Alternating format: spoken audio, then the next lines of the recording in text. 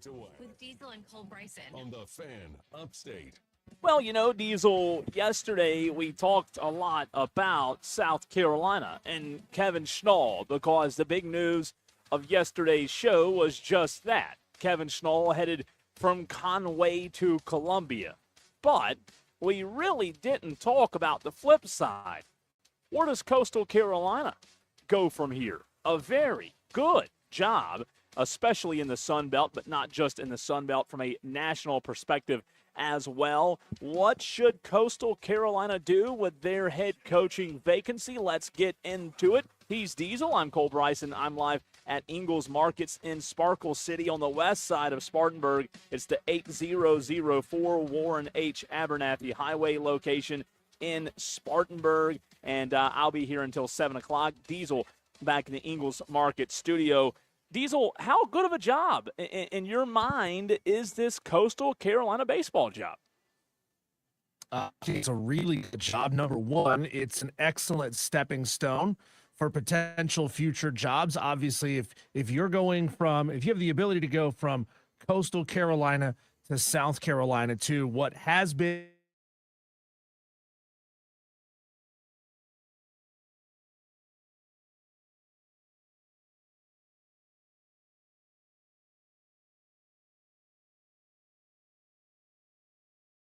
Southern Miss is nationally recognized.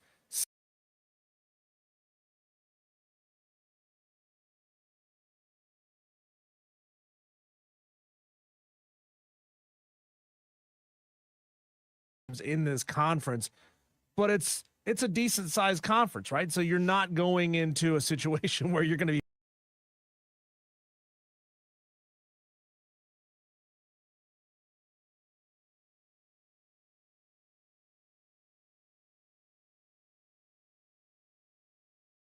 smelled to it, and I think you could use it as a stepping stone. So you're saying, Diesel, it's a top-heavy conference in baseball? Is that the way you would describe it? A little bit. I Yeah. mean, every conference has got to start somewhere, right? I mean, it's still the Sun Belt, and sorry to the UL Monroes of the world and the Louisiana Tech, which is a pretty good baseball program in its own right. It's making its way in. Yeah. There's 4 or 5 good teams that you have to contend with, and that's about it. And I think there's something to be said about that. The level of competition at the top's tough, and I think it's no doubt the best job in the Sun Belt, right? We're on the same page on that, Diesel. The best job in the Sun Belt, Certainly, Coastal Carolina, not even close. I'd put it.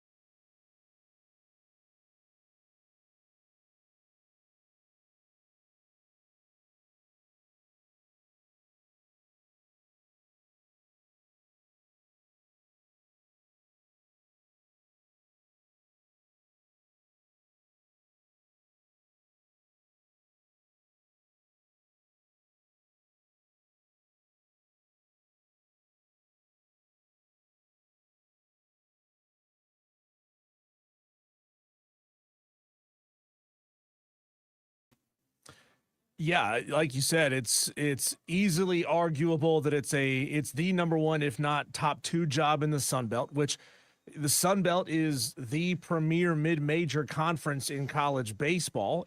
I think it puts you on the level with an East Carolina, right? It puts you on a level with a program that is known for generational success on the baseball diamond. I'd say it probably would put you on a similar level, middle of the pack of a power conference school, like a middle of the pack ACC school, or maybe a bottom third, sort of angling up towards that second third of like an SEC job. I think so as well. And I think, Tolos, by the way, if you want to get in on the conversation, you can at 844-326-3663. I think East Carolina is a good example. Now, East Carolina is a big school. I think last time I looked, Diesel, off the top of my head, I think there's like 25, 30,000 kids on that campus. It's a pretty large campus at East Carolina. Maybe when you talk about like an App State, it's a pretty big campus too in terms of the enrollment, right? App State, what, 20+ thousand? Is that right? Yeah, East Carolina has 27,000. Wow, App that's State what I thought. enrollment And is 20, just a shade under 22,000. okay, so Coastal Carolina, I just think what I'm getting at is if you want to compare it to those two, or a Gardner Webb, or a UNC Wilmington, or a let's go UNC Asheville, or Winthrop. Winthrop's a little smaller, 5,000 to 6,000 students. But when you look at like football and athletic resource comparison in baseball, I think now Coastal, and you rebuttal here if you think so, Diesel, but I think from an athletic standpoint, is Coastal Carolina not in the same conversation as James Madison, App State, Marshall, Troy, Georgia Southern from an athletic standpoint? Yeah, I mean, there's a lot of buzz around the football program, and to your previous question, Coastal Carolina just under 12,000 students, so it's relatively small, not tiny, but relatively small. Yeah. The good thing, I don't know how Coastal funds all of its sports. Sure. I have watched their basketball program, and they play, I'm not kidding you, in their rec center gym. It's inside their larger student resource gym, or whatever you want to call it. It's small. The focus is not on basketball, and it probably never will be. Correct. Football is a big deal. They've put a lot of resources into football over the past 5, 6, 7 years. Brooks Stadium has made not Brooks Stadium. Brooks Stadium is the baseball stadium. The football stadium has made a lot of strides, a lot of construction down there over the past couple of seasons. So they've invested in their football, getting their facilities into a spot where it can compete at a Division I level. Baseball is there already. The baseball stadium is very nice. It's not big, but it's very nice. Facilities wise, I think Coastal's is in a good spot. Yeah, I think so too, Diesel. When you talk about athletics, and with all that being said, now that we've kind of set the table, we ask the question: now that Kevin Schnall is officially leaving, heading to Columbia, Tolo's out there, 844-326-3663, and Diesel, you as well. Who's the best fit at Coastal? Because we've just established that it's a really good baseball job. Oh, and by the way, who wouldn't want to live in Conway? You're, 30 minutes from Myrtle Beach? So I don't think it's a terrible place to live. I mean, some people may not prefer the Myrtle Beach area, Diesel. I think it's a pretty cool place to live, and you're not far at all from the beach. Whoa. Where did all this Myrtle Beach hate come from? I grew up going to Myrtle Beach. Me too, trust me. We all grew up. Me we too. all grew up going to Myrtle Beach. Like, it's not a bougie beach community. What's wrong that with doesn't it? mean the beach is bad. Yeah. I mean, like, you can see a body wash up anywhere. Just because it's happened in Myrtle Beach a few dozen times doesn't make it any worse than anywhere else. Just because that's mean. What do they call it? It's Dirty Myrtle, obviously. Dirty Myrtle. It's got a few different names, but I'm with you. I grew up going there as well. And it's, if you grew up going there, you probably like it. I mean, what people don't realize is Diesel, people from all across like the Southeast, I'm talking all the way up to Kentucky, North Carolina, that's where they vacation. Myrtle Beach, it's a destination spot. So, I'm with you. I don't think it's a bad place to live. Conway's a little bit outside of Myrtle Beach. By the way, they do not like when you call Conway, Myrtle Beach the same thing. They are very opposed to that. Ask the locals. If you say Myrtle Beach, Coastal, no, it's Conway, Coastal. It's a great place to live. It's in a great state. It is a destination job because of the athletics. So now I ask the question, Diesel, and I'll let you go first here. Who do you think would be a good fit? Who should Coastal Carolina now go out and get as their head baseball coach? Well, I'll tell you who my number one call would be, and he's right here in the upstate of South Carolina. My number one call, and this is not because he's local. This is not because we've had a chance to talk to him. I would call Landon Powell. If you want to keep your championship level of success going, and I've got a couple of other names here, guys that have coached in some some SoCon schools and regionally here and done pretty well for themselves. I would jump over those guys right now to go get Landon Powell as my next baseball coach, because you want to do everything you can possibly do to ensure that the level of success laid down by the two previous coaches continues. No, I'm with you. And look, I think if you have 5 names, if I have 5 names, I think certainly there's some good candidates out there. And there's probably, Diesel, the reality is there's probably some candidates out there that we've never heard of, right? Again, with this being a job that is I don't want to say like a high-profile job, but a really good job, there's probably a lot of guys out there that they'd say, oh, yeah, this guy's probably in contention, and you and I would say, who? But the point is, Coastal Carolina, you should love the fact that this is a big search. You should love the fact that this is going to garner a lot of attention. And the likes of Landon Powell, like we've talked about this, a gazillion times, Diesel. I don't know if Landon Powell has any interest in the Coastal job, but I think certainly if you wanted to put the mantra, the narrative to bed that we've talked about before, well, Landon can't go get the South Carolina job because he hadn't done it at the D1 level. You just said it there, and I think you hit the nail on the head. Coastal would be a good place to start. The question becomes, and this is no disrespect to Landon Powell whatsoever, does Coastal dip down to a D2 coach? They're such a good premier program now. Do they garner the attention of a lot of other D1 assistants across the country, Diesel? Yeah, I mean, that's if those assistants have prior head coaching experience, but you and I have had those conversations with Landon Powell because I have a D1 roster. And we know that they have a really good roster, and he's able to do it on a consistent basis. I would rather go after what I would consider a more known quantity. See, I think there's a pretty big jump just on a surface level, a pretty big jump from a really good Sunbelt team like Coastal is, or a premier Sunbelt team, and a premier SEC team, or a premier Big 12 team. Those that are making the championship. I think there's a bigger gap there than there is from a premier Division II job to the premier Sunbelt job. And that makes sense. That does make sense. I don't completely disagree with you there. The fact of the matter is when fans talk about coaching hot boards and whether this guy should be in the running, whether that guy should be in the running, the reality of it is, Diesel, for every job, especially in Coastal Carolina's scenario here, there are people out there that are really good coaches, like I just said, that you and I don't know who they are. You've got to think of how many good high-level college baseball assistant coaches there are across the country. What I'm getting at is it's a tough task. It's a tough find because I think when you talk about going and hiring a good coach, same thing for South Carolina, there's a lot of good coaches out there. There's a lot of really good coaches. Maybe they don't have head coaching experience, but from a Coastal Carolina perspective, I think the pool, and tell me if you agree with this, I think the pool that Coastal can choose from is much larger than Carolina's pool was because South Carolina kind of knew what they wanted, right? They have to get that guy that's had that Omaha experience, that Omaha championship. I think Coastal can say, hey, we're going to open this up to a nationwide search. Not saying South Carolina couldn't, but I think when you're in Coastal's perspective, you can really allow yourself to take your time. Obviously, I know you have to hire someone. You're losing players and that's another thing we hadn't talked about. You're losing players left and right, Diesel, to South Carolina. So you kind of have to quickly hire a coach. Unfortunately, you can't take your time. Maybe there's a guy on staff. I don't think so now with that staff being plucked the way it has been. But I think if you're Coastal, it's a double-edged sword. You can do due diligence in finding the right guy.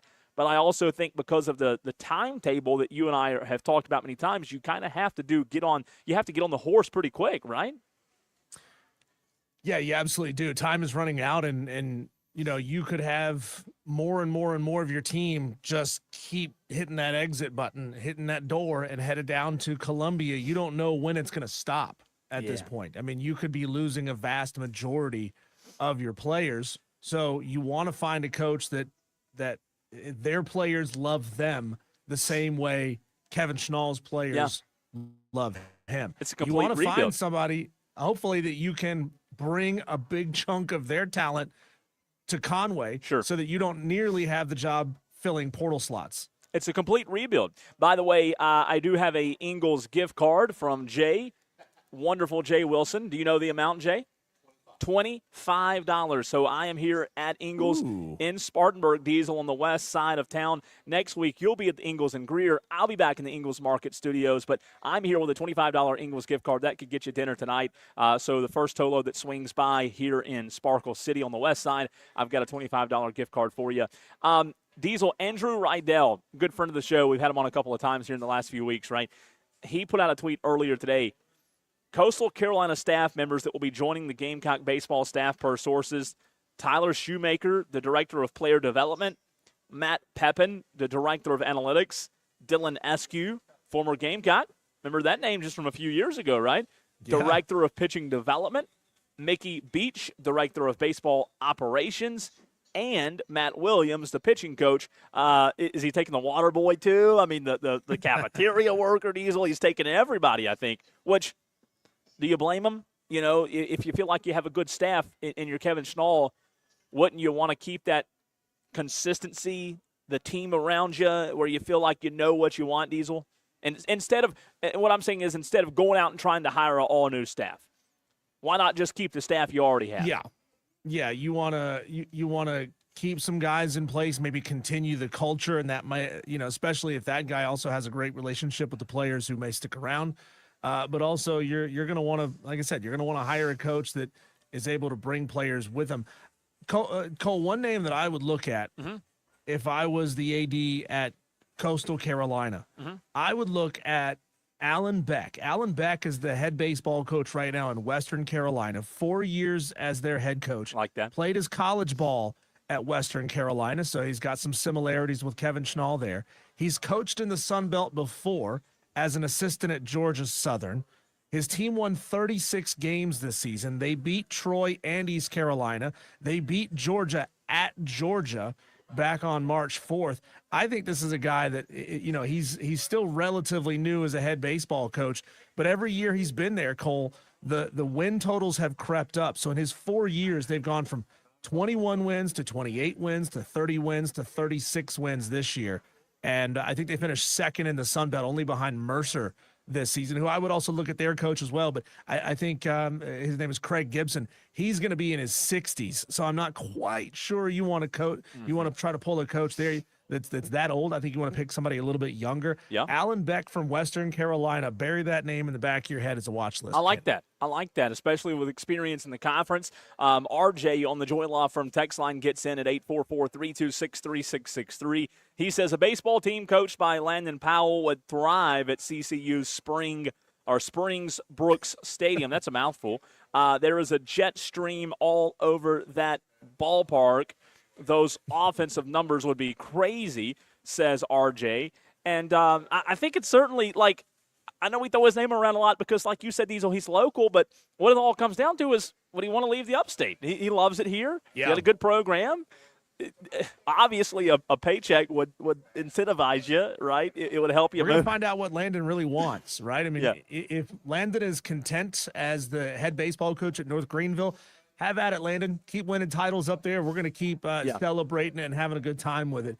But if he wants to be a Division I head coach, this might be the best opportunity. And I'm calling my agent and saying, what do I have to do to come in for an interview? And you know what? We're going to roll off to a break in a second, Diesel, but I think what you said there is important in the terms of this. We are guilty of this. Sports fans are guilty of this. When somebody has success, we ultimately think, oh, well, they've got to continue to climb the ladder. They've got to, like, for example, this radio station. I mean, this is a small market radio station here in Greenville, Spartanburg, Anderson. If somebody has success, you think, oh, they got to continue to climb the ladder. They got to go get that next job.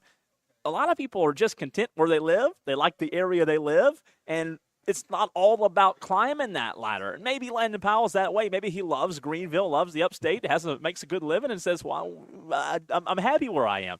And there's nothing wrong with that.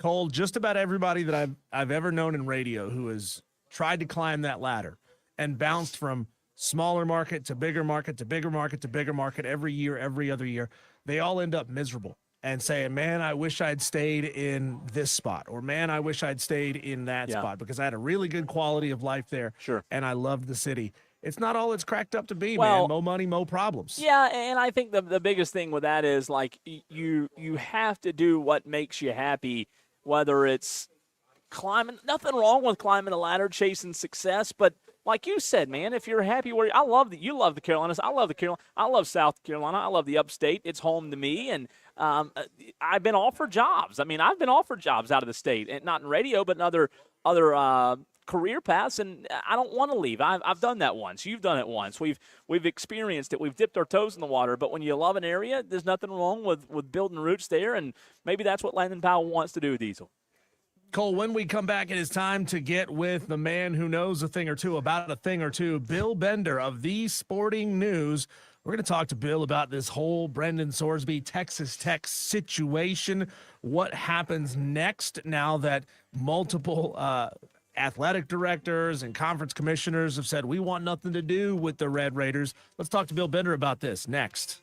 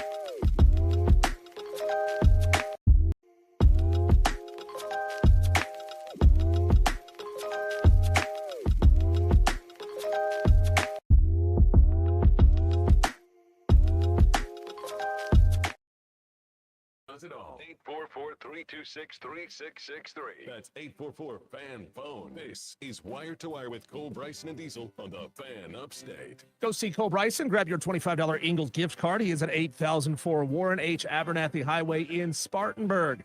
At Ingles Markets, Cole, I'm sure that store is buzzing today, as it always is, right? That's one of the busiest stores around. It really is. It's a fun place to be, and I've got a $25 Ingles gift card for you, Tolos in Spartanburg. Would love to see you here. It's the West Side Ingles, Warren H. Abernathy Highway, right on 29, near Academy Sports. I'll be here until 7 o'clock.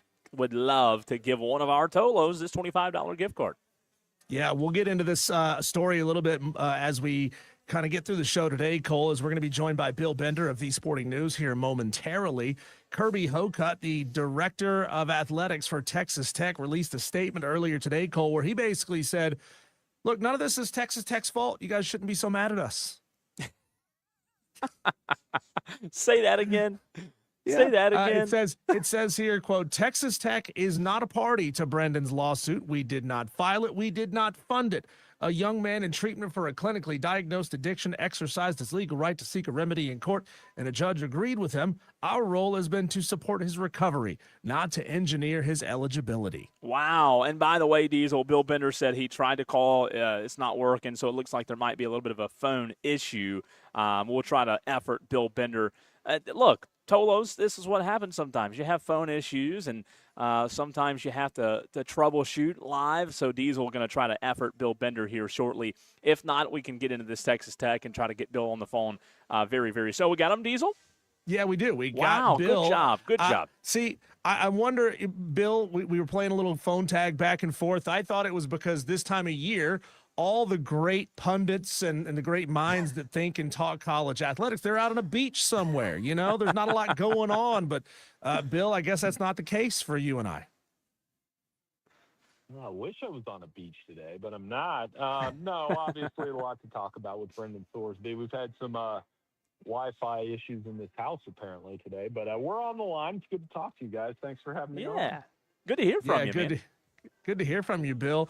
Let's jump right into it. I mean, we don't need to re-adjudicate all of how we've gotten here, but I want to go kind of where we go from where we are right now, because the multiple athletic directors and conference commissioners and now all of the other ADs and coaches from around the Big 12 have gotten together and said, we don't want to play these cheaters over here. Is that even legal? Can they do that? Can they all essentially bow out of the game without forfeiting and essentially granting Texas Tech direct entry into the CFP? Well, I don't think that will end up happening, but I mean, the threat of it is very real. And I'm actually hashing through what are the consequences if Brendan Thorsby actually steps on the field this season. I think there'd be consequences for Texas Tech. You know, I just read Kirby Hocutt's statement. I think there'd be consequences for Brendan Thorsby, who, you know, he is serving a suspension. And I'm not going to pile on an 18 to 22-year-old kid. I don't want to see kids fail. At the same time, there should be a more harsh punishment for what happened, right? Mm-hmm. Like, this is the cardinal rule of college athletics. So I think there'd be consequences for the Big 12 for college football. If he plays, I think the big one that's sticking with me, guys, is if he plays, and I've been using this example all day, what's stopping a receiver from like purposefully dropping a pass to win a prop that they bet on? You know, the Pandora's box gets all the way open, and it would not be good for college football. No, it wouldn't, Bill. So let me ask you this. Diesel just asked you what the conference can do on their side. We saw yesterday or heard yesterday that the appeal date's going to be after the national championship. What do you think actually happens? What comes to fruition? Does he play? Does the Big 12 say, no, you can't play? Because evidently the rules that the NCAA have set don't matter. So what happens? Do you expect something to break the Big 12's way, or do you think it stays in the way in the favor of Thorsby? I mean, right now, somebody asked me what percent do I think Thorsby's going to play, and I think 80. Wow. Because of the legal hurdles involved. And that's high unless something happens that he doesn't, or like Texas Tech or common sense prevails. But this isn't a sport where common sense prevails. You know, I read the district court ruling. None of that makes sense to us, but from a legal standpoint, it might. You know, it might hold up. So I think it's an ugly situation. It's not. I'm shocked because, you know, we wrote on it Monday like everybody else, but I didn't anticipate he would be ruled eligible. I mean, you're talking somebody that grew up in Ohio, and I mean, I've compared this case to Pete Rose. You know what? It doesn't mean what happened with Pete Rose doesn't mean he's not still beloved in Ohio. He is. You know, the Red Stadium's on Pete Rose way. Doesn't mean he's not the all-time hits king. He He is.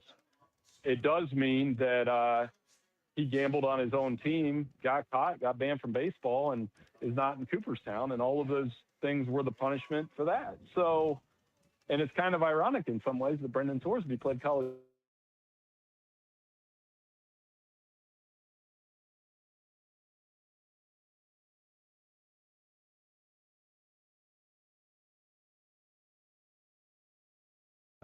Is there any legal repercussion? I wouldn't think so.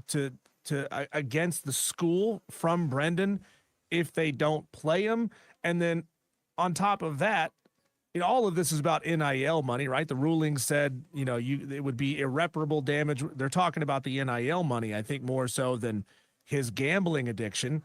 But would the apparatus at Texas Tech still have to pay him? Essentially pay him not to play to just put all this thing behind him in a year?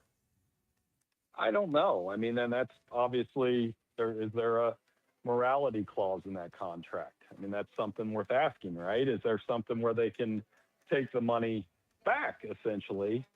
This is a sticky mess. It's something that we weren't prepared for. In the NFL, the answer is pretty easy. It was pointed out to me by our content editor, Dan Tracy, today that Calvin Ridley served a suspension. Jamison Williams served a suspension. I don't remember being an outcry that those guys should be on the field in the NFL when they broke the rules. And I get that this is different, but when we're talking about irreparable, it's not like Brendan Thorsby couldn't have sought out the supplemental draft or something else. And I think, like I said, we're in a limbo right now because we don't know how this is going to play out. But if it does play out and he's on the field against Houston in week 3, I mean, it's the story that we're all going to be paying attention to for the entirety of the season because, as you know, Sporting News has a yearbook out, and with Brent, and let me tell you, there were some edits made because Thorsby was suspended during this time. So they went from, I can tell you this, they went from number 7 in the country to number and Big 12 favorite to somewhere in the 20s. So how do we square that? I mean, it's a tough one, guys. Yeah, it's a big mess, Bill. From the Big 12 perspective, do you have any insight on what those discussions were earlier this week? I mean, you've heard from others reporting, Ross and Bellinger and Trey. I spoke to Trey Wallace today, a really good friend of mine that works at Outkick, and he was detailing what's been going on there. There's a lot of anger. There's a lot of frustration. There's a lot of, what happened. You know what I mean? Like they were all stunned too. So, I think the Big 12 is in an interesting spot here because they have to, this isn't posturing at this point. They need to find a solution that everybody agrees on. It reminds me a little bit, not same level, you're seeing comparisons to, and I know we talked about it a lot on this show, of Michigan during the sign stealing scandal, when the Big Ten imposed a punishment on Michigan at the time, remember, on Jim Harbaugh, that preceded the NCAA investigation, which nobody was happy with. Michigan rallied around that, really didn't get, let's be honest, they didn't get punished very harshly for all of that. And I'm wondering if that's the battle the Big 12 facing, because in a similar tie, all of those Big Ten coaches, remember how many were against Michigan and the sources that were there that we were talking about how angry they were about that scandal. This is much worse, in my opinion.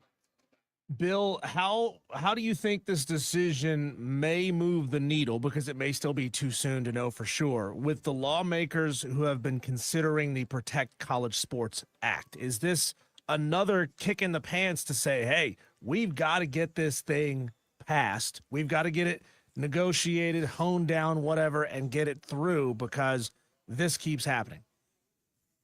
Well, I don't talk about personal politics on the air much, right? Because it just doesn't do much good. I would describe myself as a little bit of a moderate. Most, I feel like journalists should be. You should always be able to see both sides of an issue. And the fact that it's a bipartisan bill and trying to help. And, a lot in that bill was good. Not everything I agreed with, but I think there was a lot in it, from the eligibility, the portal, the Lane Kiffin rule. I agreed with all of that. And I think most college football fans do. It's just I don't know if you can get every one of those reforms under one bill. It's like any other bill. People itemize and agree and don't agree about certain things, but this is certainly a message that, yes, there are several things in college football that need fixed. I think this issue, which wasn't even in the bill, because we all assumed, yeah, he's going to be done, right? Like, did you guys under any circumstance think on Monday morning that other than the cynical part, because it's a local judge, and you're hearing the term judge shopping being used a lot this week, did you guys expect him to be eligible? I did not. I thought that even though the legal process is dubious sometimes, and we've seen the NCAA continue to take it on the chin with just about every case that's been brought against them, I thought this has to be a line that nobody's willing to cross. Yeah, and it's been crossed, and it does feel different to me than I don't know if we talked after the Trinidad Chambliss ruling. He's granted a 6th year of eligibility by a judge, and I think that was a little bit different. That felt a little bit like Pavia last year, same deal, but that didn't have to do with something that has to do with the sport.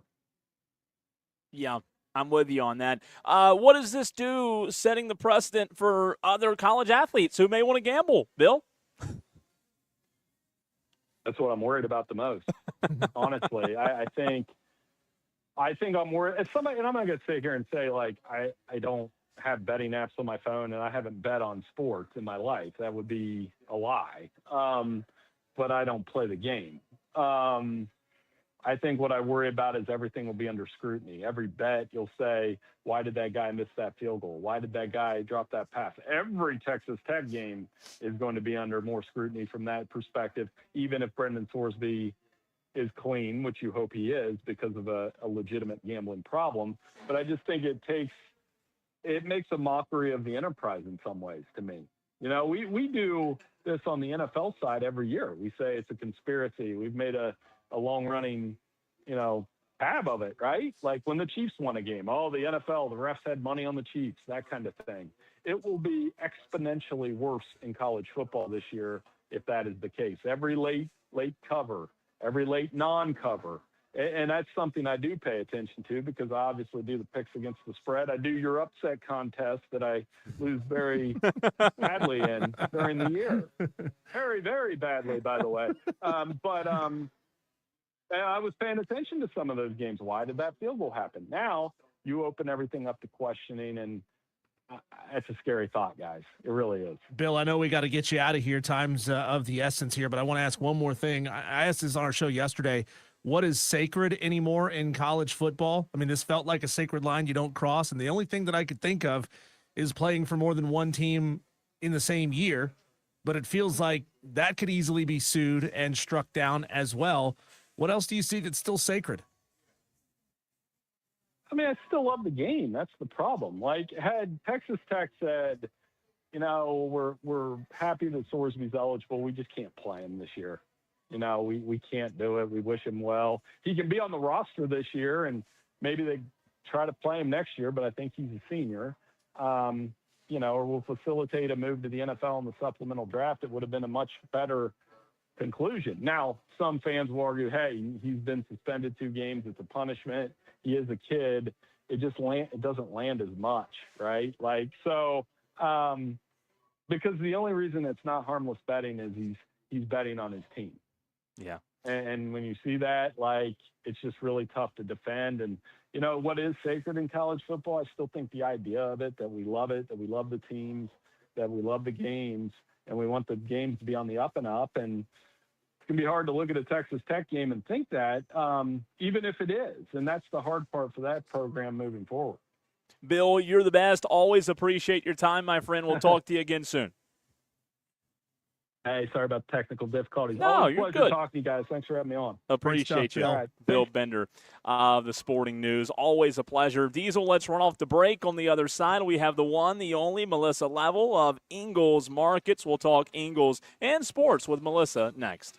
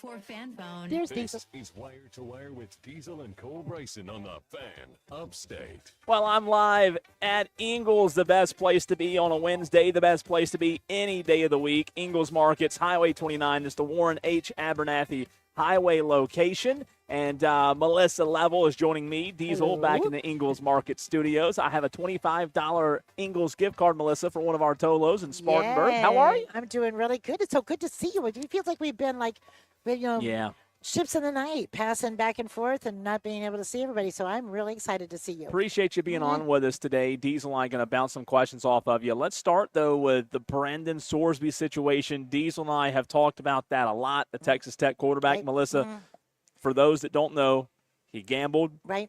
He admitted to it. Right. $90,000, I believe, is what it was. And doesn't matter if it's $9. it doesn't matter. He got a lawyer in Texas. Guess what? The lawyer He can isn't play. what did it, okay? What did it was the fact that the university had invested so much money in him, okay, and the media deals and everything else. There was no way in HE double toothpicks that they were going to let this go, okay? So they there's lobbies, there's everything else. This was going to go through. If you remember about 3 or 4 months ago, I sat here and I said, the next, and Diesel said, don't give him any ideas, but I said, when you have that money or you're not making that money, either way, you're going to have sports gambling problems, okay? This is a terrible precedent because, former NBA players, if you remember, for throwing games and stuff, and coaches are going to go some jail time, okay? So this is terrible. It just shows how much this has turned into a money-making desperation situation for university. They couldn't go back and get another quarterback with the money they spent on him, right? Okay, so now they have to live with what they had and they have to make it right. Okay, 100% you bet. I know we'll never know. They probably paid off that gambling debt too. Melissa, are you surprised at how unanimous the rejection of this ruling has been? Because we've had ADs, commissioners, coaches from all over college sports, even some who I'm sure have no reason to play Texas Tech. I know Georgia was on this. Jim Phillips of the ACC was on this, essentially banning their programs from playing Texas Tech. Mike Norvell was on it too. It's crazy, yeah. Yeah, I got to tell you, I'm not surprised, and I'm really, that's the one I'm starting to say, hope is eternal, okay? Because if you're gonna get, you can only let it go so far, okay? And this is a horrible thing to do. It's such a horrible. Also, it's addictive, okay? This guy could ruin his life when he's not playing football anymore. He could ruin his life in gambling, okay? Oh, no doubt. And people have given him a pass, okay? And what happens if he's not good enough, right? Or what happens if he goes in the portal after year one and goes someplace else? This university has wasted everything and ruined their reputation over it. My question is, and Diesel and I have talked about this over the past few years as well, Melissa. Obviously, the university cares about money and their athlete, but what people don't talk about is what you just kind of hinted at. We don't talk about near enough the amount of people, and the data's out there, who can be just living right here in Spartanburg or wherever, athlete, non-athlete, that lose millions, thousands and millions of dollars due to gambling. And they get caught up in getting money from places they shouldn't. Sure, the deep, dark hole of gambling. And guess what? In sports, here's the sad reality. We don't care. We just want the guy to play. Right. We don't care about any of that. Well, I care. Right. Okay, and I know you care, and I think people do care. I think people knowing about this, I think the outrage among the coaching and admin and all that is great. But I want to know what people are going to say about it that are the fan. Sure. What does a Texas Tech fan say? Okay, do we have any data? I mean, have we heard anything on that yet? Are they saying, okay, just get him on the field, we just want to win, right? Okay, or is it, hey, no, we don't want to be, you're going to ruin our program and the reputation of our program, and everybody that came before them and everybody that came after. It's a good point. Melissa, who was, help me out here, I don't know, was it Charlie Ward, the Florida State player that got busted stealing or no, it wasn't Charlie with Ward. Ingles It was gift cards or no, it was James. Well, it was Dillard's gift cards, and that was Peter Ward. Dillard's. Yeah, that was Peter Warwick. There you go. And I'll never forget the time when I came to Clemson, and we were good at the time, really good. But Peter Warwick was terrific. But I came up into the stadium, and everybody in the stadium on Clemson side had Dillard's bags with their eyes cut out. Okay, all right. I'm like, oh, that was good. If I had thought about it, I would have done That'd it. be good. Okay, that was really good. And then, of course, Jameis Winston had the famous crab leg thing. Sure. Crab legs. Yeah, the crab legs. Yeah, thing. that's So right. we do have a nickname, Florida State Criminals, but that's okay. But you know what? Neither one of them got away with it. Okay. Yeah. Peter Warwick was suspended very key games. Jameis Winston was suspended. And you're not ruining your life with gambling. I mean, they paid a price. Okay. And, Peter Warwick went on to have a really great career, but, he learned from that. But it was, there's a time in college football that you took the pendulum the other direction where you couldn't eat unless you had help. Okay. And some of these people came from very meager beginnings, Sure. right? Okay. And so you couldn't take a meal ticket from somebody without getting kicked out, right? And so I think you've seen that. If you're going to swing the pendulum all the way the other way, then everybody has to pay the consequences for it. Yeah, and I think that's a good point. What it boils down to, Melissa, is here we are with an NCAA rule that says you cannot gamble. Right, and The it's so rule easy. says It's it, on black your and computer. white. They can track it. Why are you just so stupid Black that you and put white, on something? though. Right. And Would you basically, go to Starbucks and use right. their computer? The, I mean, the precedent set now is even though it's a rule, doesn't matter as long as you can go get an attorney and fight it in court. That's where we are in and college mark athletics. my words, as long as it's a big-time college with a big-time program that paid a lot of money. If that guy was playing at Furman, okay, he'd be gone. That's a good point. Yeah, all you have to do essentially is argue I have an addiction and I won't make any money in NIL if you don't let me play football this fall. Melissa, can I get you to power rank the 3 best items that come out of the Ingles Bakery? I know what my number 1 is. Oh, I do After too. that, this I is know when what it gets Diesel's tough. number 1 is too. I know I talk Diesel's about them number all 1. the time. So you want me to go Well, from 3 to 1? Or Go to 5 to three- 1? go 3 to 1, yeah. Okay. Okay, number 3, the key lime parfaits. I remember you talking about that. Yeah, they're Oh. beautiful. They're fantastic. Mm-hmm. Number 2, well, it's not really bakery, it's deli, but it's the Watergate salad. Oh, my Okay. gosh. Okay, I did have that once. It Yep. was fantastic. I call it crack. Yep. All right. And then talk about addictions. That's it. Okay. My number 1 is the apple fritters. That's Number 1. Diesel's number 1 Yep. too. Apple fritters. 1,000%. Yep. Yeah. What about you? It's apple fritters. Yeah, Yep. apple fritters, and apple fritters. But I when mean, they're Yeah. warm, they're like, Yeah. oh, you talk about crack. Yeah. Oh, it's better Is than that crack. yours too? Yeah, You apple remember one? fritters. Okay. They're Do the do best. you remember those cartoons where you would see like a smell wafting across the Yes. screen, and it would have a hand, and it would grab the character by the nose and pull him by the nostrils towards the smell. That's me with the apple fritters. And If I they're- smell those things coming out of the oven, I'm done. And yeah, they're that's made me in with store. the fried chicken. Yeah, that's me with Ingles fried chicken. That's They a got the good point. best fried chicken Yeah. in the planet. Yeah. And everything that he's talking about the bakery, I know we got to run to a break in just a second, but everything it's homemade. It's not shipped in. I mean, you can go back there and watch them. I mean, Right. I do a lot of times. Right, absolutely. I'll get stuck Everything standing is back made there. in store. We have very little that comes in. Our sushi is made in store. Yeah. We have sushi chefs. Everything is cooked in store with ingredients that they got at Ingles. Bakery stuff too. Let me tell you, Diesel, before we run real quick, let me tell you what my crutch has been lately. This is What? not good. What? Not good. I'm trying to do good with my weight. My local Ingles in Bowling Springs Oh, yeah. has this glass oven, or this little glass oven and it has pecans, Oh, yeah. cashews, and something else, and they're like The sweet. glazed and Yeah, they got that what little are sugar. They're it's ju- hot. And Oh, you get, my and it's just like you gosh. get at a stadium in that little cone-like thing. Yes, that a they made up, cone. like a cone. And Melissa, so you make, oh, it's good. you talk about addicting. Oh, yeah. I I can't oh eat them my right now, so gosh. I'm good. They are so good. The pecans is a little sugar, diesel, a little Mm-hmm. sweet. Oh my! Cole, have you thought about lawyering up? Maybe I need to. Maybe I need to. That's good. Maybe I need to. Not a Ding, bad ding, idea. ding. Diesel gives one. Ding, ding, ding. Not a bad idea. They're good though. Everything in Ingles is good. Yep. We're Yeah. loving having you on with us, Melissa. Thank Will you. you stay on for I a will. couple more minutes into the 4 o'clock segment? Great, because we got more to will. talk to you about with Melissa Level, marketing director from Ingles Markets, on the other side of the break, right here on Wire to Wire. And Cole Bryson.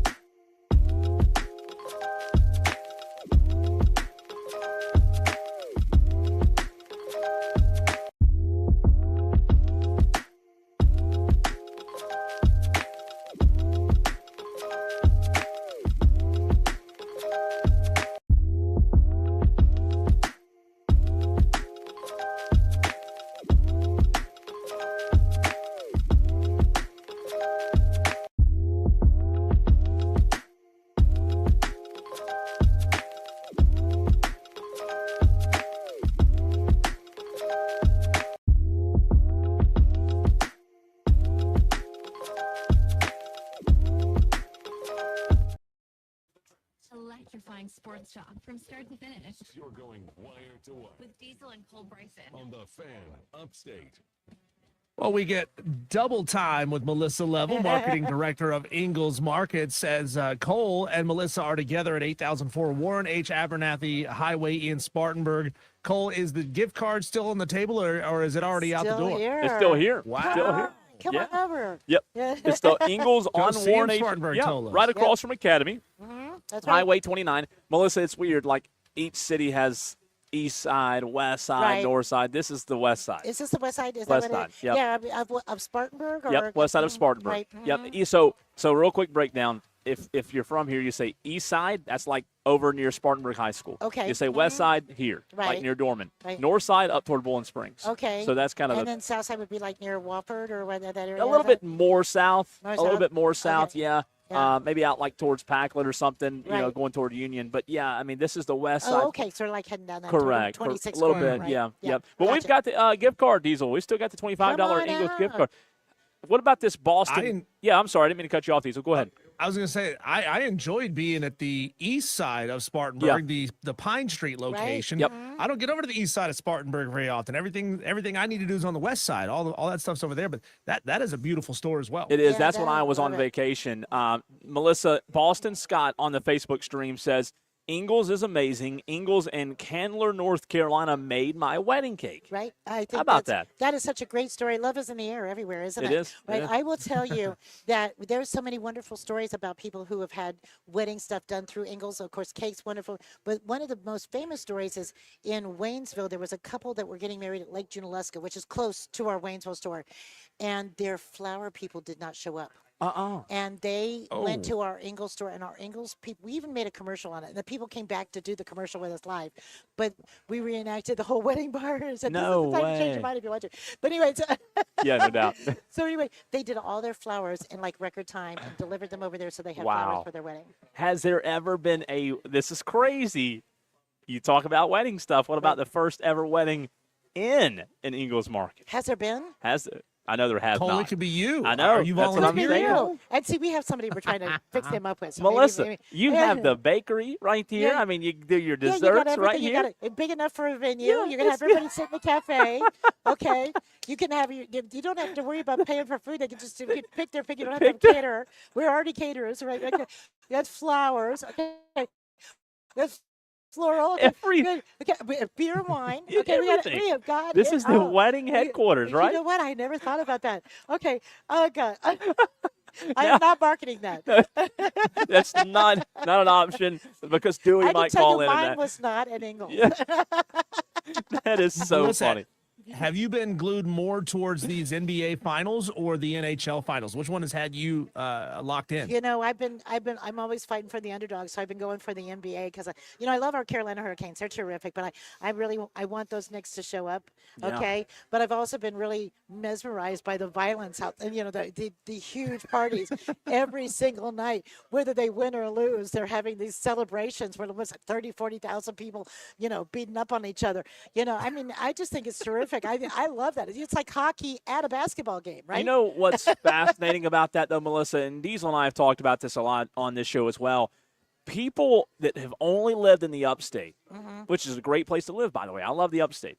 People that have only lived here don't understand what big sports cities are like when it comes to basketball fandom. Like, Right. it is next level Yeah, insane. right. And it could have been because you had the owner Michael Jordan could have had Sure. had it, but he didn't really utilize that No. change.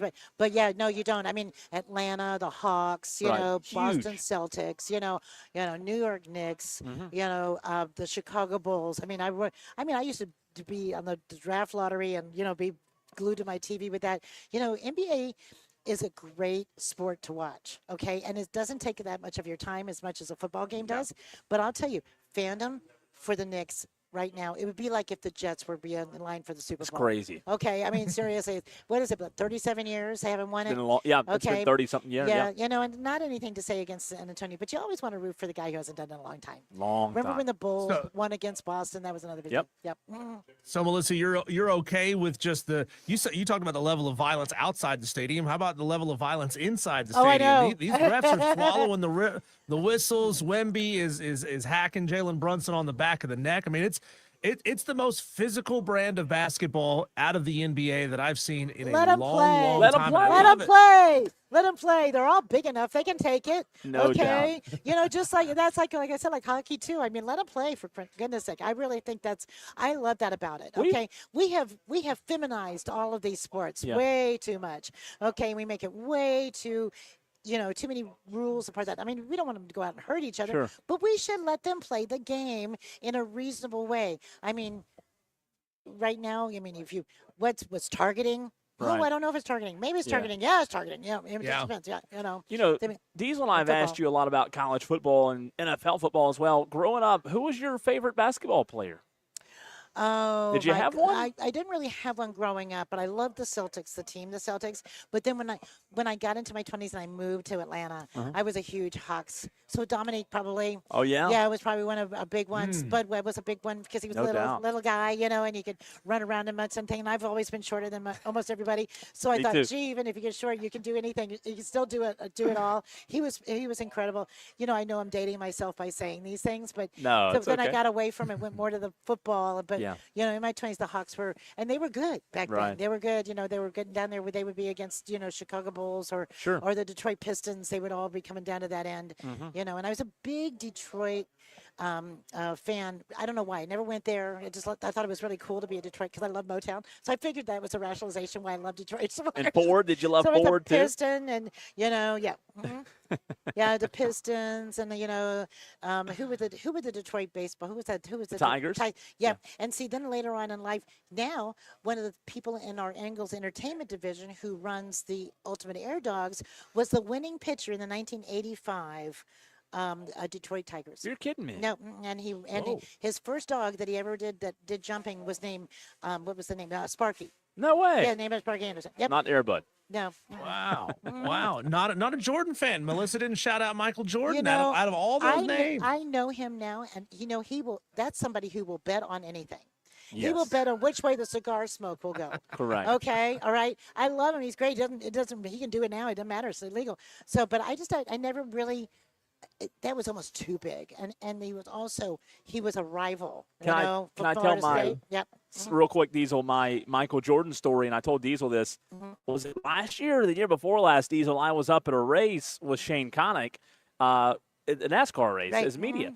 And me and Shane went to the little boys' room Right. to use the bathroom, and I looked over in the next stall, and oh my gosh, I bet you could see his head over the top. Melissa, right? he was standing right there. I couldn't. I mean, But I you just can't talk to him. 'cause no, he's you go- yeah. no, you can't said, talk "Pass like me that. the Yeah, you toilet can't have paper? listen, know? and Yeah, all really. conversations in the bathroom. All conversations in the bathroom But should be banned. That's the only. I No, didn't. women talk to each other all the time. I in the froze bathroom. up. Yeah, I didn't speak. But that's I yeah. froze up. I didn't Yeah. speak, and he was like leaving. I was just walking in, and I was just. I looked at Shane and was like, Right. "Did that just happen?" Right. Yeah, that's Michael Jordan. It Yeah. did. The first time I met Vinny Testaverde, the quarterback for the, all I could say was, "You're so tall."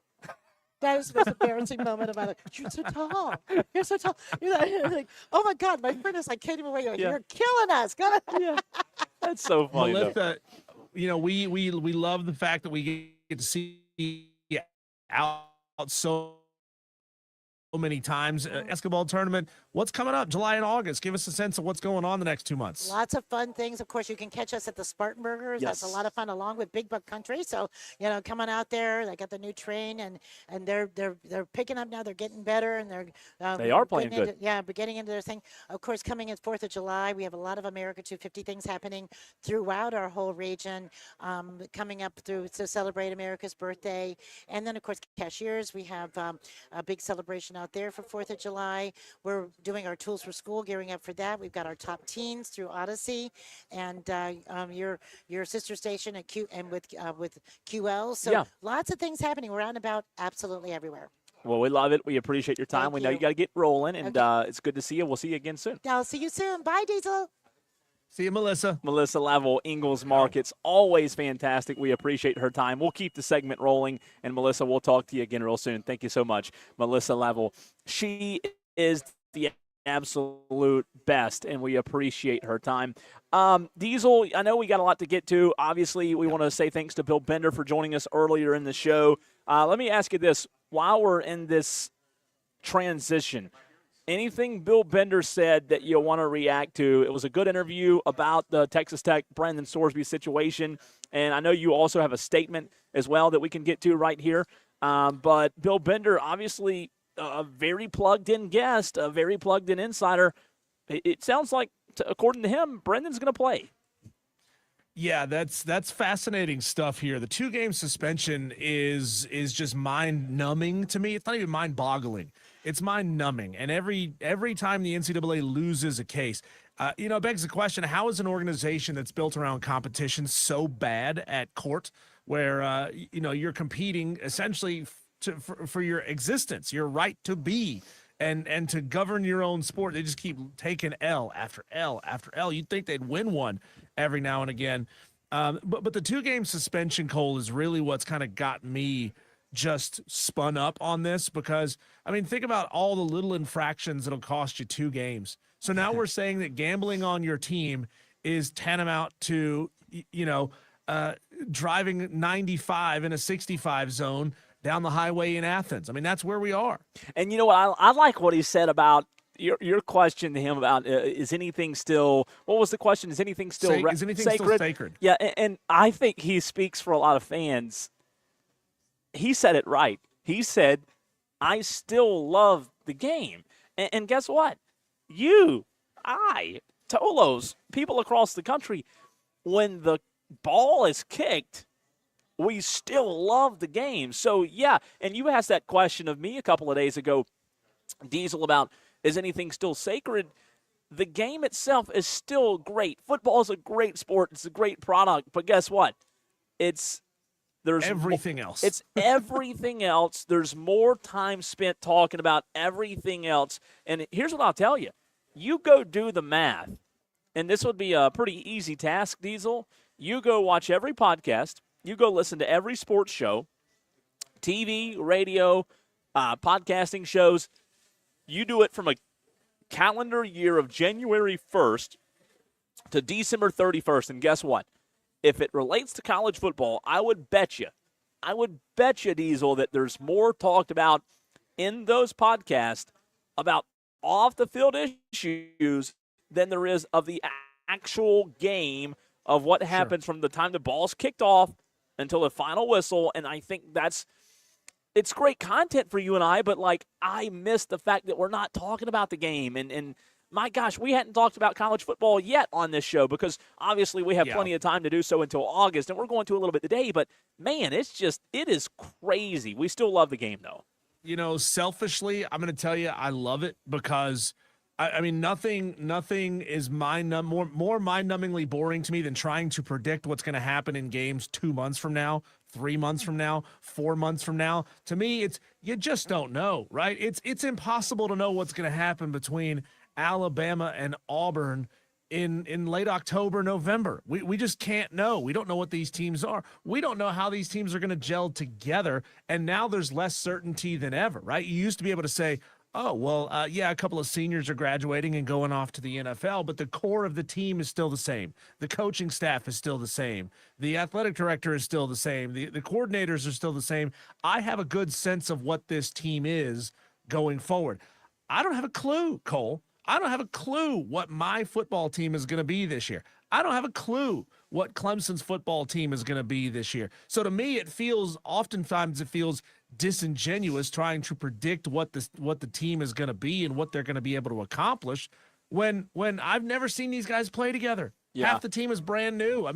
The name of the game now isn't how much retention can you have. It's how quickly can you get a ragtag bunch of guys to get together and play good football. And I hear you. I understand where you're coming from. I think for me personally, everybody's different. That's what makes it fun to me, right? That we don't know. That if we could predict every school, if we could predict their record, if we could predict what was going to happen, it would just be kind of ho-hum. It would just kind of be – but the fact that we don't know, that's what makes it fun to me, the fact that you and I are going to do our predictions with Clemson and South Carolina, and we don't know. Just because last year, I mean, for a great example, Diesel, last year you, I, everybody had Clemson making a deep run. Most people had them playing in the national championship game. Guess what? They went 7-5, 7-6. So we were all wrong. And to your point, it's tough. It's difficult, even with the rosters that did bring back a core group of players. That's what makes it fun to me. Look, I appreciate, like you said, all of the other headlines and court cases and litigations. It gives you and I plenty to talk about all throughout the summer and throughout July and August as well. But, man, when you talk about lining up, playing the game, X's and O's, I just miss talking about football itself. I love football. I love talking X's and O's, figuring out what these teams, what these coaches are going to do. And I just personally, it's like we don't ever talk about that anymore. It's all about it, and it's not. I'm not saying us. It's us as a sports media. It's all about these huge headlines, and rightfully so. Like, I understand why we're talking about them. You know, one of the biggest names in broadcasting, Cole, said something a while ago on his show. Dan Lebitard once said, he goes, "I'm not an X's and O's guy. I'm not going to be able to tell you how this left guard is going to be able to stack up against that defensive tackle. I don't know that. But what I love is the sociology of sport." That's how Dan Lebitard put it. He loves the sociology of sport, the human element of sport. And by God, we're getting a ton of that right now. We're getting just nonstop fire hose to the face sociology of sport. Cole, this is what I found fascinating, and we'll end the segment here with this. This statement was put out, and this is not all of it by any means because it is a long statement. Texas Tech AD Kirby Hocutt put out this statement earlier today, and the internet is buzzing about this. He says Brendan Sorsby has not played a single down of football as a Red Raider. Yeah. He will miss the first 2 games of the 2026 season under the terms of the court's ruling. What happens after that will depend. First of all, why does a court get to decide it's a 2-game penalty? When did that happen? Why is a judge deciding how long the penalty should be for a player breaking NCAA rules? Anyway, he says what happens after that will depend in no small part on how his recovery continues to progress. We're taking it one day at a time as he is. We'll evaluate his recovery, compliance, and readiness as we go. We're watching closely as we're deeply committed to his progress and his well-being, and we are not operating on blind faith. So Cole, now we're meant to believe, or we're supposed to believe, that Texas Tech is going to monitor every single thing about Brendan Sorsby's day-to-day. They're going to clone his phone. They're going to watch his betting habits or not betting habits. You know as well as I do, Cole, addicts will find a way around whatever it is. If Brendan Sorsby truly is a gambling addict, he will screw up and he will find a way to put some money down. He can't help himself. That's what addicts do. It's like watching the Adam Sandler movie, Uncut Gems. He was a gambling addict. He couldn't help himself. Now, if Brendan is just in it for a little bit of the thrill and it's fun, but he doesn't have to do it, then maybe he can hold it together for the next couple of months and get through this season.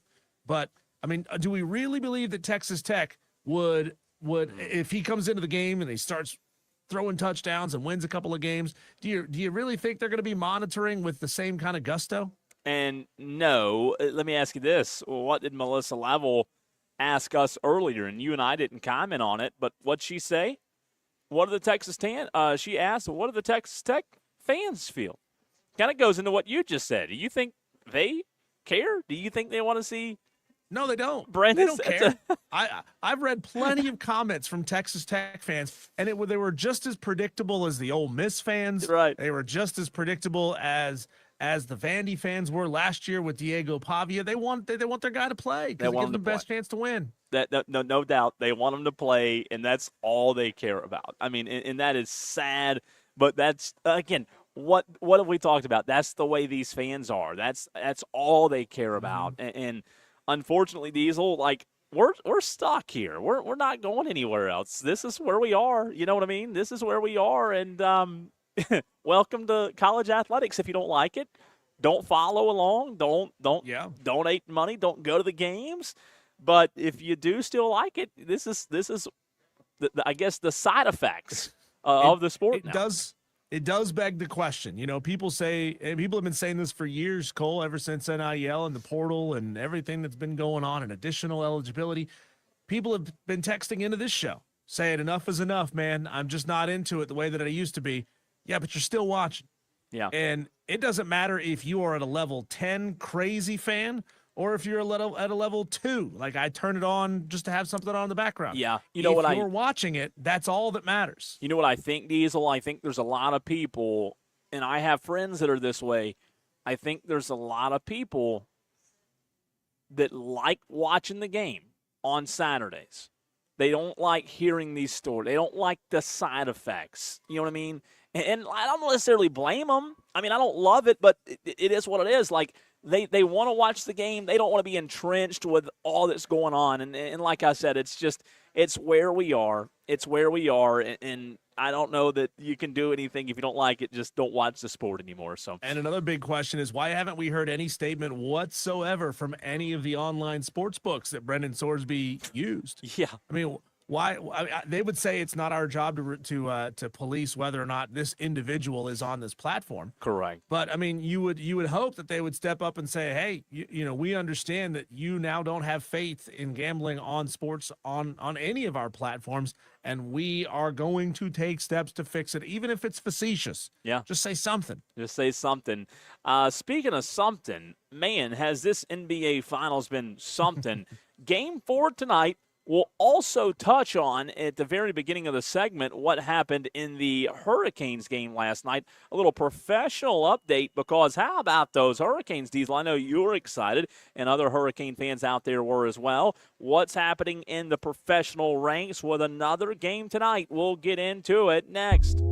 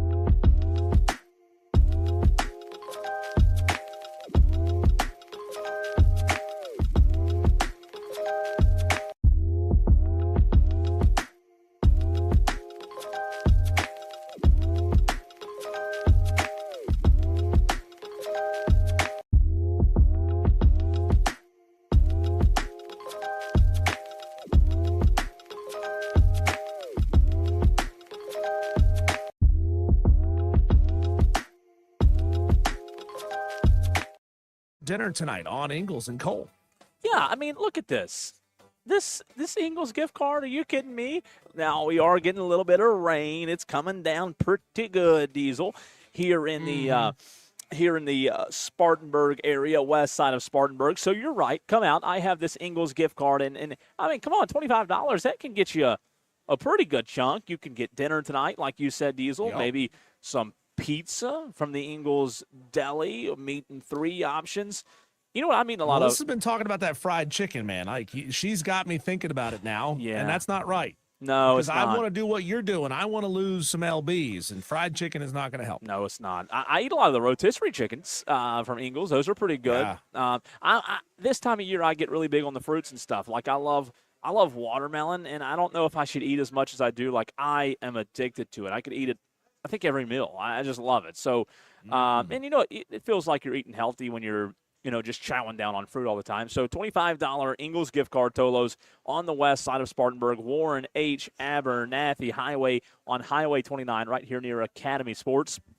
It's good to see all of them. I mean, this store's packed today. So as you can imagine, getting ready for the last part of the week and the weekend. Diesel, these temperatures this weekend are supposed to be. Have you seen the weather, by the way? Have you looked? We're getting up near 95. I'm pretty sure it's not going to be pleasant. 95, I think. 95 one day this week. Yeah, pretty soon. Friday, I believe, maybe Saturday. It's gonna be warm. Before we get to the NBA Finals, Game 4 tonight, you are a Hurricanes fan. You stayed up. You watched last night, and you tell me if I'm wrong here. You would know better than I would, but from the little bit I watched, Diesel, and went back and looked at, this was, I think, their best game yet, right? Just in terms of total dominance this Finals? Yes and no. I mean, the Hurricanes came out fast, and they put up 3 goals in the first period last night, Cole. And it felt like, okay, now it's our turn, right? It's our turn to be dominant and kind of put the boot on the throat of the Golden Knights. But then Vegas scored midway through the first period. They almost scored right there as time expired. It's not like the NBA. It's not basketball where as long as the ball is out off the fingertips of the shooter, it still counts. The puck has to go into the net before the light turns red. Yeah. And it was like right there. I'm talking, it was 6 inches out of the goal when the buzzer sounded. So the goal came off the board. But the second period for the Golden Knights, it was all them. They were aggressive and they were scoring like crazy. And it wasn't until the third, Cole, when the Hurricanes finally were able to put one in, and then a wonky, what would have been an icing call, just a clear down the ice, somehow bounced off of the sideboards and into the goal. So an empty net goal for the Hurricanes to put it away 5-3. How about that? I mean, hey, you talk about being, tied 2-2 now? Is that right? Compared to where you were, Diesel, just a few days ago, you as a Hurricane fan, you were a little shaky, a little uncertain. So that's big. I was that way all the way through the game last night. That's awesome. Carolina tying the series up at 2. Will that happen tonight? Shane Barrett on YouTube says NBA Finals tonight, right? Yes, that's correct, Shane.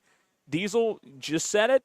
Tied 2-2 in the NHL Stanley Cup Finals. Can that be the case tonight? I am just so intrigued with tonight's game.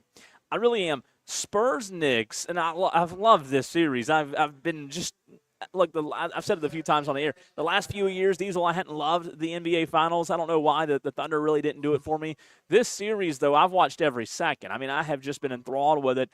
Tonight, Spurs in New York again. So we know New York leads the series 2-1. We also know New York favored tonight at home by 2.5 points. Are you leaning more towards, Diesel, and I want to know which way you're leaning right now.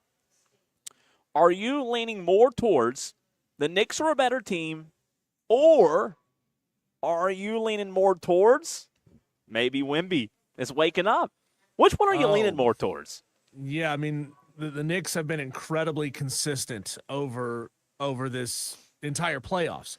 And obviously what the Spurs did in game 3 kind of took Karl Anthony Towns out of his game. And, you know, if Cat does what Cat does, they probably win that game. It'd still be a tight ball game. Cole, I think maybe the moment felt a little too big for San Antonio at home. You would think that they would have felt really comfortable. That's weird, playing though, in isn't their it? own arena and sleeping in their own beds. But it's still a very, very young team. Maybe the moment was just too big. I don't think it's really hard to say that the Spurs have more talent and they have more upside potential and could be that a dominant team for a long time. But I think they weren't quite ready for the moment Maybe in so. games 1 and 2, and they've settled down. Was Wemby ready for the moment in games 1 and 2? You know, didn't really seem like he was. Now, look, we talk about this a lot, Diesel. If you just go look at the stats, you'd think games 1 and 2 he was fine. But watch the games, especially in game 2, the late turnover where he threw it off the back of his teammate. He didn't close well. He didn't play, in my opinion, and I'm no expert, he didn't play his best brand of basketball. There's a difference. For those that know the game, there's a difference in putting up points versus playing your best brand of basketball. He put up points in game 1 and 2. Look, when you're 9 foot tall, Diesel, you're going to put up points. I mean, that's going to happen. Like, it's, water's wet. Newsflash. If you're 9 foot tall, you're going to score. But Wemby playing his brand of basketball, I think he did that in game 3. He attacked the basket more. I thought he was a little bit more aggressive, and he finished down the stretch late in the game. I think that is maturation that we kind of watched happen pretty quickly, Diesel. Really quick maturation. Yeah. What fascinates me most about tonight's matchup is this. We talked about yesterday, or maybe it was Monday, how basketball in a 7-game series is a little bit like chess. What fascinates me most tonight, do we see the chess pieces move back to what we saw in game 1 and 2? Or, to your point, is Wemby starting to figure it out a little bit? Does he figure this thing out? And maybe we thought the Knicks were up 2-0 and the series was over, but wait a minute. Victor Wembanyama said, no. I've still got something to say about this, Diesel. Maybe that's the case. Well, I'm glad you said that word maturity there, because here's the thing about immaturity. It shows itself in different ways and at times that you wouldn't expect that it shows itself. And that's not to say that Wemby couldn't get frustrated tonight, couldn't commit another flagrant foul tonight. I mean, hopefully he'll be on his best behavior and not get in trouble in this game. But Cole, I mean, you never know when those things pop up. You never know. We're going to get to the phone lines here in a second. We've got a couple of Tolos that want to get in on the conversation. I'll say this, though. Wemby's going to get his. Jalen Brunson's going to get his. Diesel, I think those two stars, Wemby and Jalen Brunson, they're going to get those. You mentioned a guy earlier, and we talked about him a little bit Monday. I think this comes down to Karl Anthony Towns. I do. I think it comes down to Karl Anthony Towns in terms of who wins this series. You got to have Batman. Everybody loves Batman. You love Batman. I don't know which one's your favorite. Everybody loves Batman. You got to have Robin. And when Robin doesn't show up, it makes it tougher. Let's go to the phone lines, 844-326-3663. Delvin wants to weigh in on the NBA Finals. What is up, Delvin? Good to hear from you. What's up, guys? A couple things. First, I'm starting with the Finals. I think it goes down with what the refs going to do tonight, because, Mike Brown came out complaining. That's everybody been talking about that. If the refs going to call it tight, or they're going to let things go, because Mike Brown came out complaining. And my thing, my other, Cat, my other key player is going to be what the Fox say. I want to see what Darren Fox does. He's trying to step up. What does the Fox say? Tonight. Yeah, and I heard that talk about Coach Carolina. Coach, sir, do you think they stay on staff and promote Chad Austin down? I've been hearing that they might promote Chad Austin down or go with Chris Loomis from the Myrtle Beach native as the head coach. Yeah, that's that would be a bold decision there. I don't know much about him as a coach there, but if you want to favor culture over everything, then certainly he's a very, very good option. I couldn't tell you exactly what he's like as a coach, but hey, if he's one of those guys that can just kind of continue on when the legacy of going from a coach to somebody on staff to somebody else on staff, I will say, Delvin, I've seen it with my own team. It usually doesn't work out the way that you think it will when you go with the fan favorite and the guy that the players love. Yeah, and don't forget, you got a national championship coach, Chris Newman. They led Mississippi State to a national championship. So that's key on it. That's a notch on this belt. He's out there, he's free, and if he's willing to come, I hire him. Yeah, it's a good point. Delvin, thanks for the phone call, man. Good to hear from you. Call back in more often. Yeah. Let's keep it rolling, Diesel. Creed and Cowpens wants to weigh in. What's up, Creed? Hey, just two quick things. One, it's amazing how when you hear the whole radio over the whole last 3 days about Wemby and he's not ready for the moment, all this. If his shot, the last shot in that game goes 2 inches, maybe even an inch and a half less, they win the game, and then it's like, oh my, he's the star, he's ready. And it's not like this is a 60-minute thing. It's literally 1.5 inch on the last shot.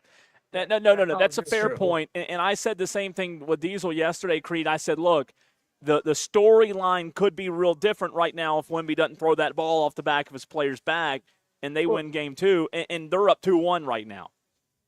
Yeah, and that's true, and that is true too. But I'm talking about just the last shot. It's missed by an inch. No, I'm with you. If that goes in, it's an inch. Yeah. But the other thing is too is something with Wemby that you don't hear at all about is he's going to be dominant for long.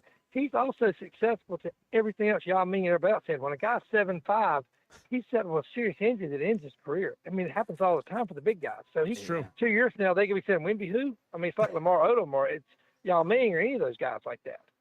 It's a good point. Yeah, it's a good point. It's a good point, Creed. We talked about that earlier in the week, and appreciate the phone call. Or we brought it up last week, Cole. About this idea that Wemby's going to have a 15-year career. LeBron had. It feels like LeBron was in the league for 40 years. I mean, he was coming into the league when I was still in college, Cole, and I graduated almost 20 years ago. It's crazy. That level of longevity is unheard of, especially to do it at a high level. It is. And it's even harder to do when you're shaped like Victor Wembanyama. I mean, let's be real. He's tall. He's spindly. He doesn't have a lot of muscle on him to absorb the blows. I mean, knee injuries happen all the time. Ankle injuries happen all the time when you're that tall. The human body is not supposed to be 7'4". No, you're right. And by the way, thanks for the phone call, Creed. It's the same thing we say about the NFL all the time. It stands for not for long. You just never know. And we want Wemby to have a long, great career, but you just don't know, and that's what makes it tough. Hey, Diesel, before we run to a break, I know we've got our daily wires coming up. Inbox time. It is official. It is official. You ready for this? Baseball. South Carolina Gamecocks, Kevin Schnall named head baseball coach. The press release, Kevin Schnall has been named the head baseball coach at the University of South Carolina. A.D. Jeremiah Donati announced today, Wednesday, Schnall becomes the 33rd head coach in the history of Gamecocks baseball. A public event designed to introduce Coach Schnall to the community will be announced shortly. Who was it yesterday that called this? One of our guests called it and said there might be some kind of public event like Mississippi State did, where they had the little event in the stadium. One of our guests predicted this, Diesel. So Gamecock fans might get to see Kevin Schnall firsthand. We were talking about puns yesterday, Cole, our favorite Kevin Schnall pun, and this came in at the tail end of the show. I don't know if you read this on the air or not, but a texter said, "Take me out to the Schnall game." That's good. It's good. I like that. How did we not think of that? That is, well, I'm just telling you, sometimes I'm not good on my creativity. I like that one. That's a pretty good. Take me out to the Schnall game. That's a pretty good pun there. I'm for it. How last night during the national anthem for the Hurricanes Golden Knights game, there's that time where all of the Golden Knights fans they get together and they all chant Knights at the right time during the national anthem. Fans love to latch on to things like this. They start singing "Take Me Out to the Ball Game." I don't know if they do that at Founders Park. They do it at most places. It will turn into "Take Me Out to the Schnall game." I like that. That's pretty good. Maybe we have to contact if he's winning. Yeah, if he's winning. If he's not, they might they might have a new pun, right? But nonetheless, Schnall officially, he is the new skipper in Columbia. There you have it. Tolos, when we come back, it is time to whip around the sports world, catch up on some other things that we haven't had a chance to get to yet on the show today. Your Daily Wires coming up next on the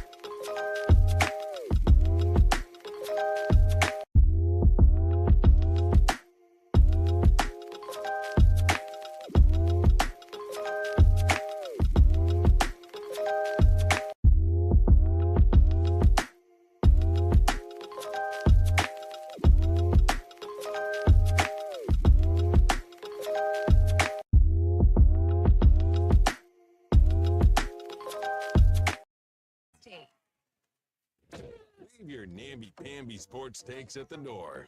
Call in if you're man enough. 844 Fan Phone. This is Wire to Wire with Diesel and Cole Bryson on the Fan Upstate. Well, Cole, we've had a good time talking to Melissa and talking to Bill Bender, especially about the Texas Tech stuff today. But let's get to our Daily Wires. The buzz happening around the sports world. The Carolina Hurricanes got out to a hot start last night, Cole. 2 goals very early in the period. Vegas clawed back, didn't get scoring until late in the third period, but Carolina beat the Golden Knights 5-3 last night to even up the Stanley Cup Finals 2-2. I mean, scoring in bunches. Carolina scored its first goal, and it felt like it was a blink of an eye, and boom, they had already scored again. And then Vegas turns around and does the same thing. I'm happy for you and other Canes fans in the upstate. I don't care. I don't watch hockey. I just can't do it, but I'm happy for you. I'm genuinely – hey, you're a Panther fan. Diesel, you Panther fans that are Canes fans, you need something to be excited about. Hey, things are getting better around here. The Atlanta Braves blew a 4-0 lead last night to the Chicago White Sox and lost 6-5 in extra innings. But that's not the only thing they lost last night, Cole. Ronald Acuna Jr., good God, why can he not stay healthy below the waist? Because he came up from a run out to first base where he chopped the ball down to third, limping, and that's not good. He's made of glass, and I think he's had like 20 injuries. No lie, like 20 plus since he's been in Atlanta Brave. This is a hammy. He's on the 10-day IL. I will tell you this, Diesel. You have this as a fan. Last night was that one game, Diesel, where I as a fan have been more frustrated last night than any other game. That was frustrating last night. You're up 4-0. Pitiful. I texted a buddy of mine. I'm done with the Braves. I'm done. I can't do it anymore. Just can't take it. Maybe things change if that third almost Olsen home run gets out, because it was right there at the wall. I don't know what the score was at the time when that happened, Cole, but that certainly could have changed some things. Yeah, he only had 2 home runs last night, right? Right. How like, why is it so hard to get 3 in one game? Jeez. Speaking of home runs from the White Sox, Braden Montgomery became the 5th player since 1900 to hit a walk-off home run in his Major League Baseball debut. I can't believe that it's had – I said 15th player. It's the 5th player. 5th time that's ever happened. He's 23 years old, hit an 0-1 changeup off Raisel Iglesias, erased a 5-4 deficit with 2 outs and a runner on third in the bottom of the 10th. Cole, walk-off homer. What a memory for Braden. That's big. I mean, I wish it would have happened against somebody else. Congrats, kid. But, God, you had to do it against the Braves. Thanks a lot. The Bengals have restructured Joe Burrow's contract per Adam Schefter. They restructured up to $19.2 million by converting his base salary for the upcoming season into a signing bonus. How about that? Okay. Wow. Move it however you can. What's that like? I mean, I know the paychecks every 2 weeks are huge in their own right, but you just wake up tomorrow, you get that notification on your phone that says a direct deposit has been made into your account for how much again? Yes. $19 million. That'd be a good problem to have, right? An NBA spokesman told Shams Charania last night from ESPN that Victor Wembanyama would not receive a flagrant foul for shoving Jalen Brunson. He already has 2 flagrant fouls on the postseason. And as you know, Cole, there's a point system in the NBA that's been there since the 1990-91 season, where if you get up to 4 points, you are subject to automatic suspension. But there's no way they were going to suspend Wemby. No, I didn't see it coming. I really wasn't surprised by it, Diesel, to be honest with you. Michael Nick says it's extremely important to get Karl Anthony Towns touches tonight. He was 0 for 4 in the fourth quarter of Game 3, including 2 3-point attempts. He's normally a 20-point-a-night kind of guy, a really good role player. And for him to be shut down in the fourth quarter, that's why you lose ball games. Yeah, unfortunately. Ahead of Game 3, Knicks guard Josh Hart complained about the skyrocketing finals ticket prices, saying that longtime loyal fans were being priced out of the building. It was a who's who of New Yorkers in the building the other night, Cole. I don't know that those, let's call it 25 to 50 celebrities were the reason why the environment inside Madison Square Garden wasn't loud, but I get it, man. It's certainly distracting. Yeah, and you know what? Like, that's New York. I think, Diesel, that's the price you pay, isn't it? If you're a New York is. fan? I mean, honestly, how could anyone expect Jalen Brunson to put up 30 points with an aging Ben Stiller on the sideline? That's just not fair. It's a tough ask. Speaking of tough, last night, Cole, I tweeted you a picture of PK Subban, one of the analysts in the NHL period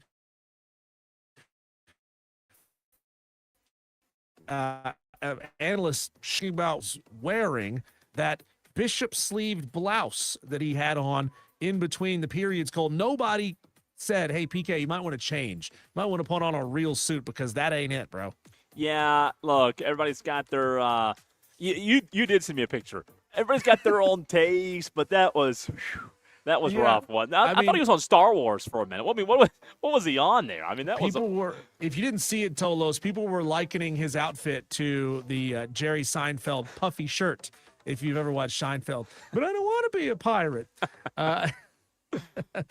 Cole, we talked about this earlier. In addition to Matt Williams, we now know 4 more Coastal staffers will be joining Kevin Schnall at South Carolina.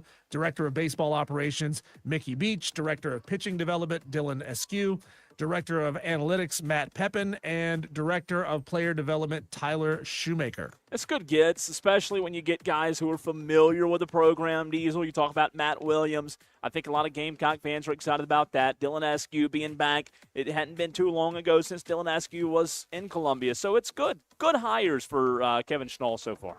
And we also know, this was as of noon today, I haven't seen an update on this, Cole, at least 6 Coastal players have now announced that they are heading to South Carolina. Also, Diesel, last one here for you. I did just get an email back from Kent, who is the communications director at South Carolina. You and I have been added to the wait list. We're in line to get Kevin Schnall on the air. We just had him a couple of weeks ago, last week, I believe. So hopefully we will have Coach Kevin Schnall very soon. But there's a long list of outlets that want Kevin Schnall. We have been added to the list. So hopefully, Gamecock fans, you'll hear from your new coach on this station very, very soon. How about a little college football? What are we talking about? You'll find out next.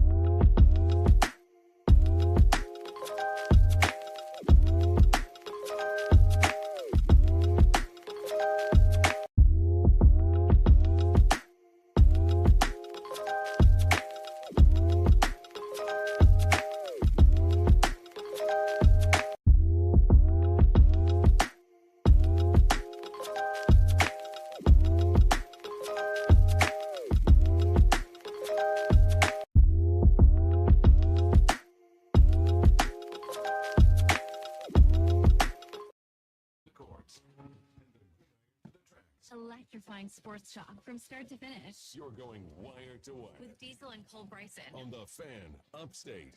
Well, Diesel, you and I said earlier in the show that these litigations and all these different things out there give you and I plenty to talk about. And you and I will say, have done a pretty good job of tabling most of this college football and even NFL conversation, because here it is June 10th, and we really hadn't gotten into any weeds yet. So obviously, as June comes to a close and July around the corner, you'll start having ACC kickoff and SEC media, all this different stuff. We'll get into the weeds of college football and start looking at these rosters and the Phil Steele magazines of the world. But I do want to kind of land the plane in the college football world when it comes to what's actually happening on the field, Diesel, by asking the question, let's look at these newcomers. Which of these newcomers do we think will succeed sooner in their first season as head coach in this new destination? For example, LSU's Lane Kiffin. We'll get into that here in just a few minutes. Welcome into Wire to Wire. He's Diesel. I'm Cole Bryson. I'm still live at Ingalls Warren H. Abernathy Highway, Highway 29 here in Spartanburg on the west side, where I have a $25 Ingalls gift card for a Tolo. It's still available, so we'd love to see you there. Diesel, I do want to get to a couple of pieces of breaking news real quick, if that's okay. First, from ESPN, a record-setting audience of 23.8 million people tuned in for the NBA Finals Game 3, which was the largest NBA Finals Game 3 audience since 1998.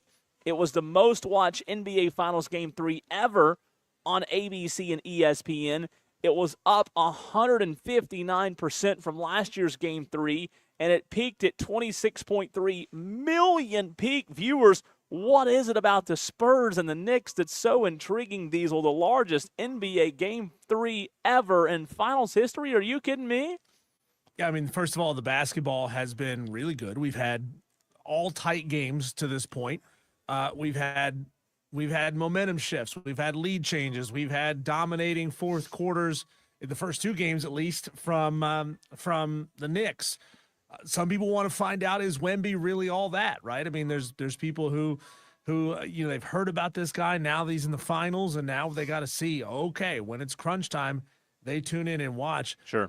Cole, I mean, there's a lot to love about this series. And of course, some people just tune in because they're like, hey, I want to see celebrities on TV. That's true, too. That's true, too. How many different celebrities can you see? Well, when they're playing in New York, quite a few. Also, before we get to the phone lines, Diesel, a press release was sent out just a few minutes ago that the University of South Carolina Athletics invites Gamecock fans, even Tom in Somerville, to Founders Park on Friday, June 12th. That is this Friday, to officially welcome new head baseball coach Kevin Schnall. Diesel, the free public event. Did you hear that word? Free public event.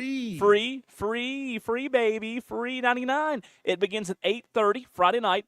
It will feature remarks from Coach Kevin Schnall and AD Jeremiah Donati, along with fireworks, video features, and many tradition Gamecock fans have come to enjoy at Carolina home events, including rally towels, sandstorm, and more. Fans in attendance will receive a complimentary Schnall Ball T-shirt. Can you believe that? Hey, they were listening to our show yesterday. You know, sometimes the easiest, most obvious answer just is the best one. Yeah. They were listening. We brought it up, and we let the show. If he's good and Beamer struggles, that's true. Will Beamer have to stop using Beamer Ball? Maybe. So that's cool. I mean, I can't recall a time the Gamecocks have been this inviting with a new coach. Like, this is a pretty cool thing, trying to get excitement, morale back up around the program. Diesel, I think most Gamecock fans in the area would look forward. Hey, it's a Friday night. Something to do on a Friday night. Yeah, I just want to know how many hours in advance our next caller is going to be in the parking lot pre-gaming for this. Tom, look, I don't want to cast any aspersions on your level of consumption here, but I'm going to set the over-under at 5.5 beers is what's going to be in your system before trying to get into Founders Park Friday. What do you say? Well, there's a small issue. I'm actually going to be out of town this weekend. Oh, he's got to miss it. I got a wedding I got to go to. But, you know. Tom, cancel the wedding. Come on. A wedding over this? This is your new baseball. People get If I was going, and you told me the number was 5.5, I would hammer the over. Okay. Hammer? Yeah. So, Tom, who's getting married? Like, honestly, how important is this wedding? That's a good point. Good question. Oh, it's a good buddy of mine. It's a good buddy of mine. Yeah. Would he understand? That's what I was going to ask. Wouldn't he understand? Wouldn't he understand, Tom? He personally would understand. It's the wife of and your wife, my wife, yeah, and his wife understand. Where's the wedding? Tom, here's a good idea. Tom and Cole, we're on the same beat here. Yeah, we are. We're pretty good. Can you get the wedding to Founders Park? What if Kevin Schnall was the officiant of the wedding? Well, the problem is the wedding is in Kentucky. Oh, yeah, you're stuck like Chuck. Yeah, you're in trouble there, buddy. What's crazy here is he got married. He's getting married in June, so he avoided the football wedding, which is good for him. The problem is the Louisville Kings play for the UFL Championship Saturday at 3 o'clock. Oh dear God! And the wedding's at 5 o'clock. So, and he got season tickets to Louisville Kings, and so by the time the wedding starts, they're going to be in the fourth quarter of the championship game. So wow! They might be delaying the wedding a little bit until the end of the game. We're still waiting to find out. We're going to need to reach out to Josh Pate and find out what he thinks about UFL conflicts with weddings, because we know how he feels about fall weddings. Hey, I've said it all. The UFL is a fun summer league to watch, but that's not why I'm calling today. Oh. The reason I called today is this. I can't find, a true portal ranking for college baseball anywhere. As many college baseball polls as they put out in the regular season, I cannot find a transfer portal ranking of anybody. But no, have to have a top 5 class for the amount of commits he's already accumulated.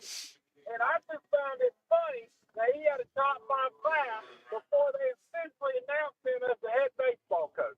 And going back to his event on Friday, I'd be willing to place a wager that there will be more people at that event on Friday than there was at any single baseball game. That's a good question there. That's a good one. Most attended event of the year. But it's also going to be, at least down here on Friday, the heat index is going to reach 107. So, in Columbia, it's going to be even hotter. Yeah. It's probably a good thing they're doing it at 8:30 at night. Right. Yeah. Under the lights. It'll be, you know what, though, Tom? I know you're joking about that. I think you might be right. I think there might be more people. That's a good question. We'll have to see if we can get some information on numbers. I'm curious, what was the highest attended game of the season for South Carolina baseball? There was one, Diesel, I'll tell you which one I think it was. It wasn't opening weekend. There was one whenever Monty Lee took over, there was a series, a home series, maybe against Arkansas, that was pretty well attended right when Monty took over. Yep, and we had that game won, and we got a throw in there. They ended up tying the game and beating us in extra innings, and that's when everybody gave up. Is that right, though, Tom? Was that against Arkansas? I think it was, right? Yep, it was the Saturday game against Arkansas. That's right. It was good attendance there, Diesel. It was. I'm going to pull that. I'm going to find that number here for you. The 7-0 win over Clemson on February 27th had 8,200. That was probably the highest thing. I don't know if I trust that number there. I just don't. Well, I don't know. Probably tickets sold. Tickets sold. Yeah, that's tickets sold. There's no doubt. That's tickets sold. I think that Arkansas game time on Saturday was the highest. Yeah, and I don't even know if the fire marshal is going to be in attendance Friday, but I don't think it matters if he's there or not. pack that sucker full. Yeah. Everybody go out, celebrate, because I'm telling you, we're going to get us another championship. We're going to get us a championship within 5 years. Oh, wow. I'm putting the time stamp on it. But within 5 years, the Gamecocks will get a championship. Wow. And within 3 years, Gamecocks will be back in Omaha. How about that? Making the bold predictions. I like it, Tom. Hey, Tom, appreciate the phone call as always. Go Gamecocks.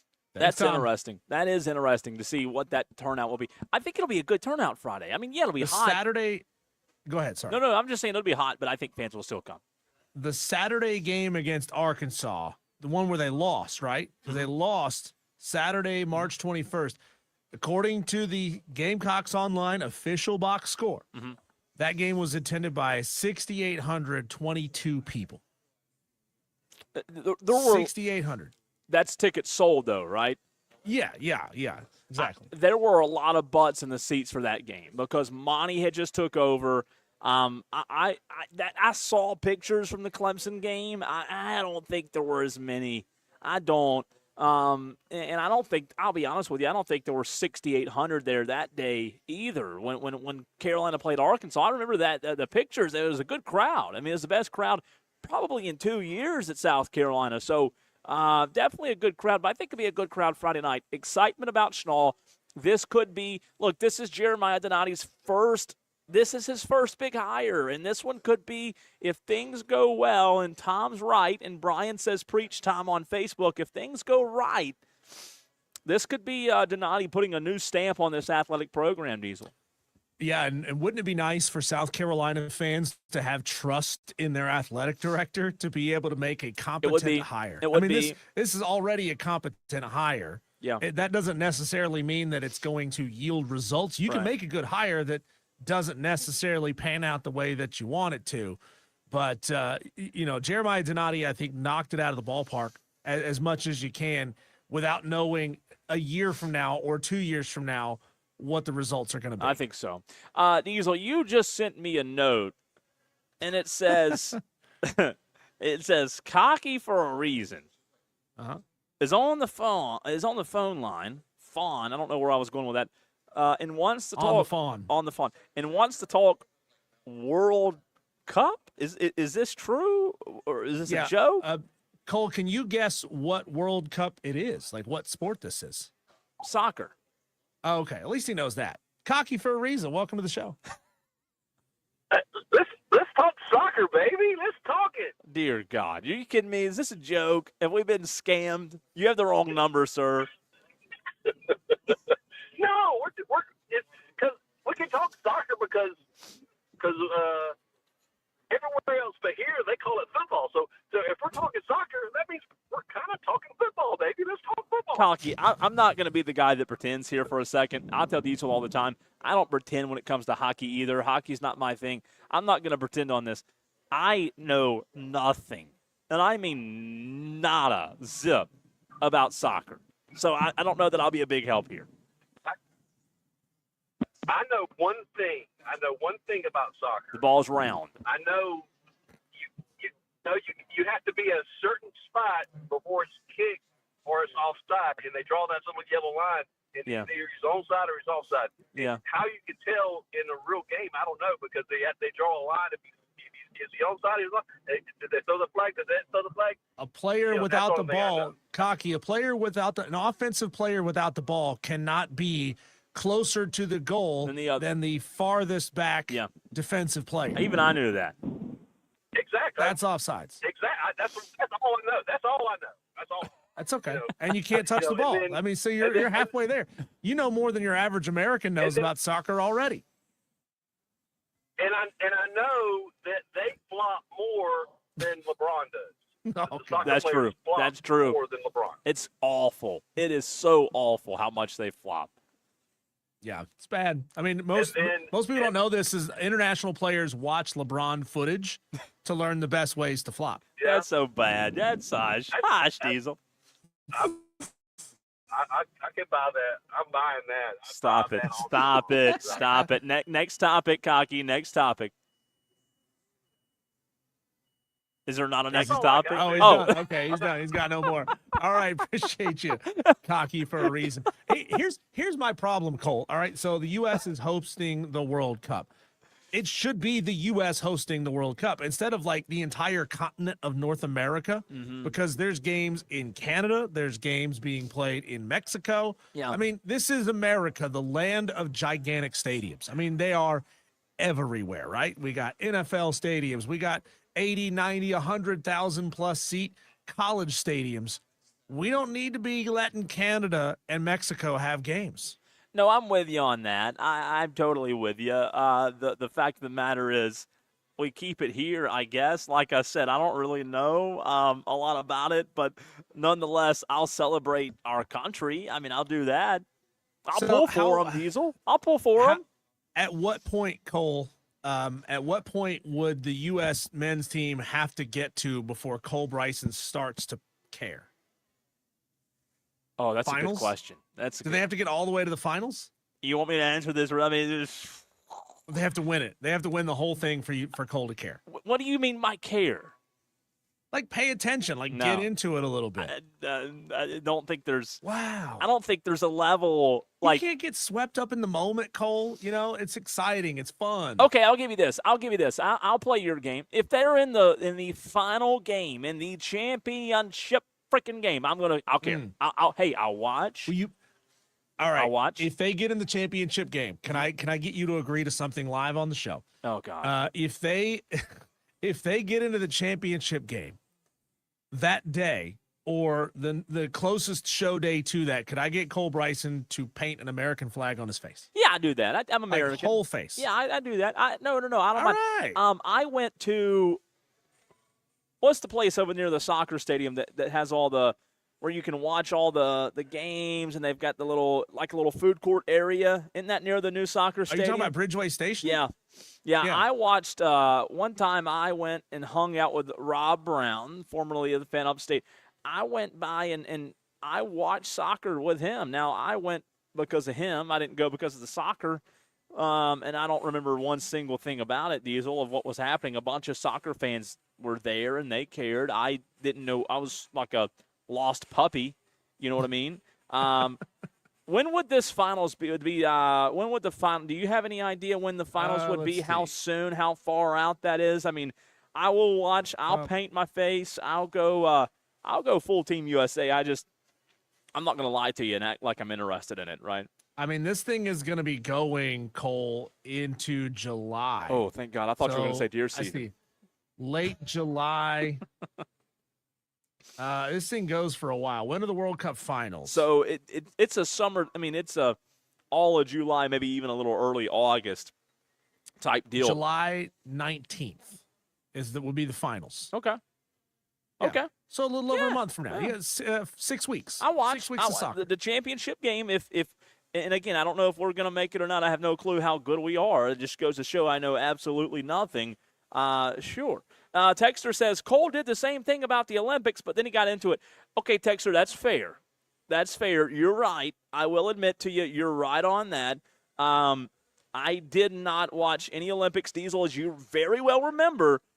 But the final game with USA and Jack Hughes, I was all Right. in like Flynn. So, okay, maybe I'll be all in on the championship game. So maybe just pay a slight attention to it. Okay, I can Slight do that. atten- I can do that. That way, if we get that far, if we get out of the group stage, if we get out of the knockout stage, Yeah. and we get into essentially the actual tournament stage, Are we supposed to, by the way?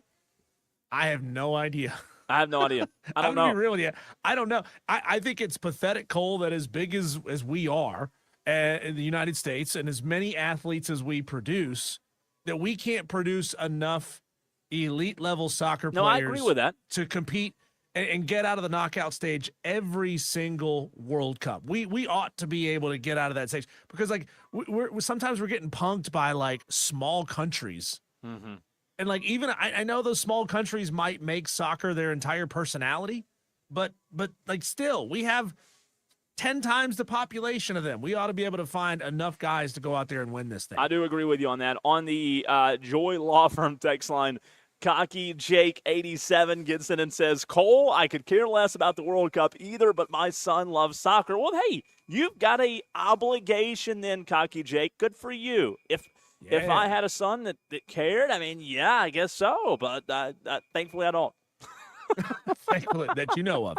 It's Wire to Wire with Diesel and Cole Bryson. We didn't even get really to the topic that we were going to talk about. We didn't get to zero Lane Kiffin, zero new college coaches, not one. I mean, we didn't even make it. Maybe later in the show. Well, yeah, we'll see if we can jump back to that at some point, Cole. But when we come back, let's talk a little more NBA Finals, especially when it comes to Wemby and whether or not he should even be out there on the court. This flagrant fouler Wemby. We'll talk about that next.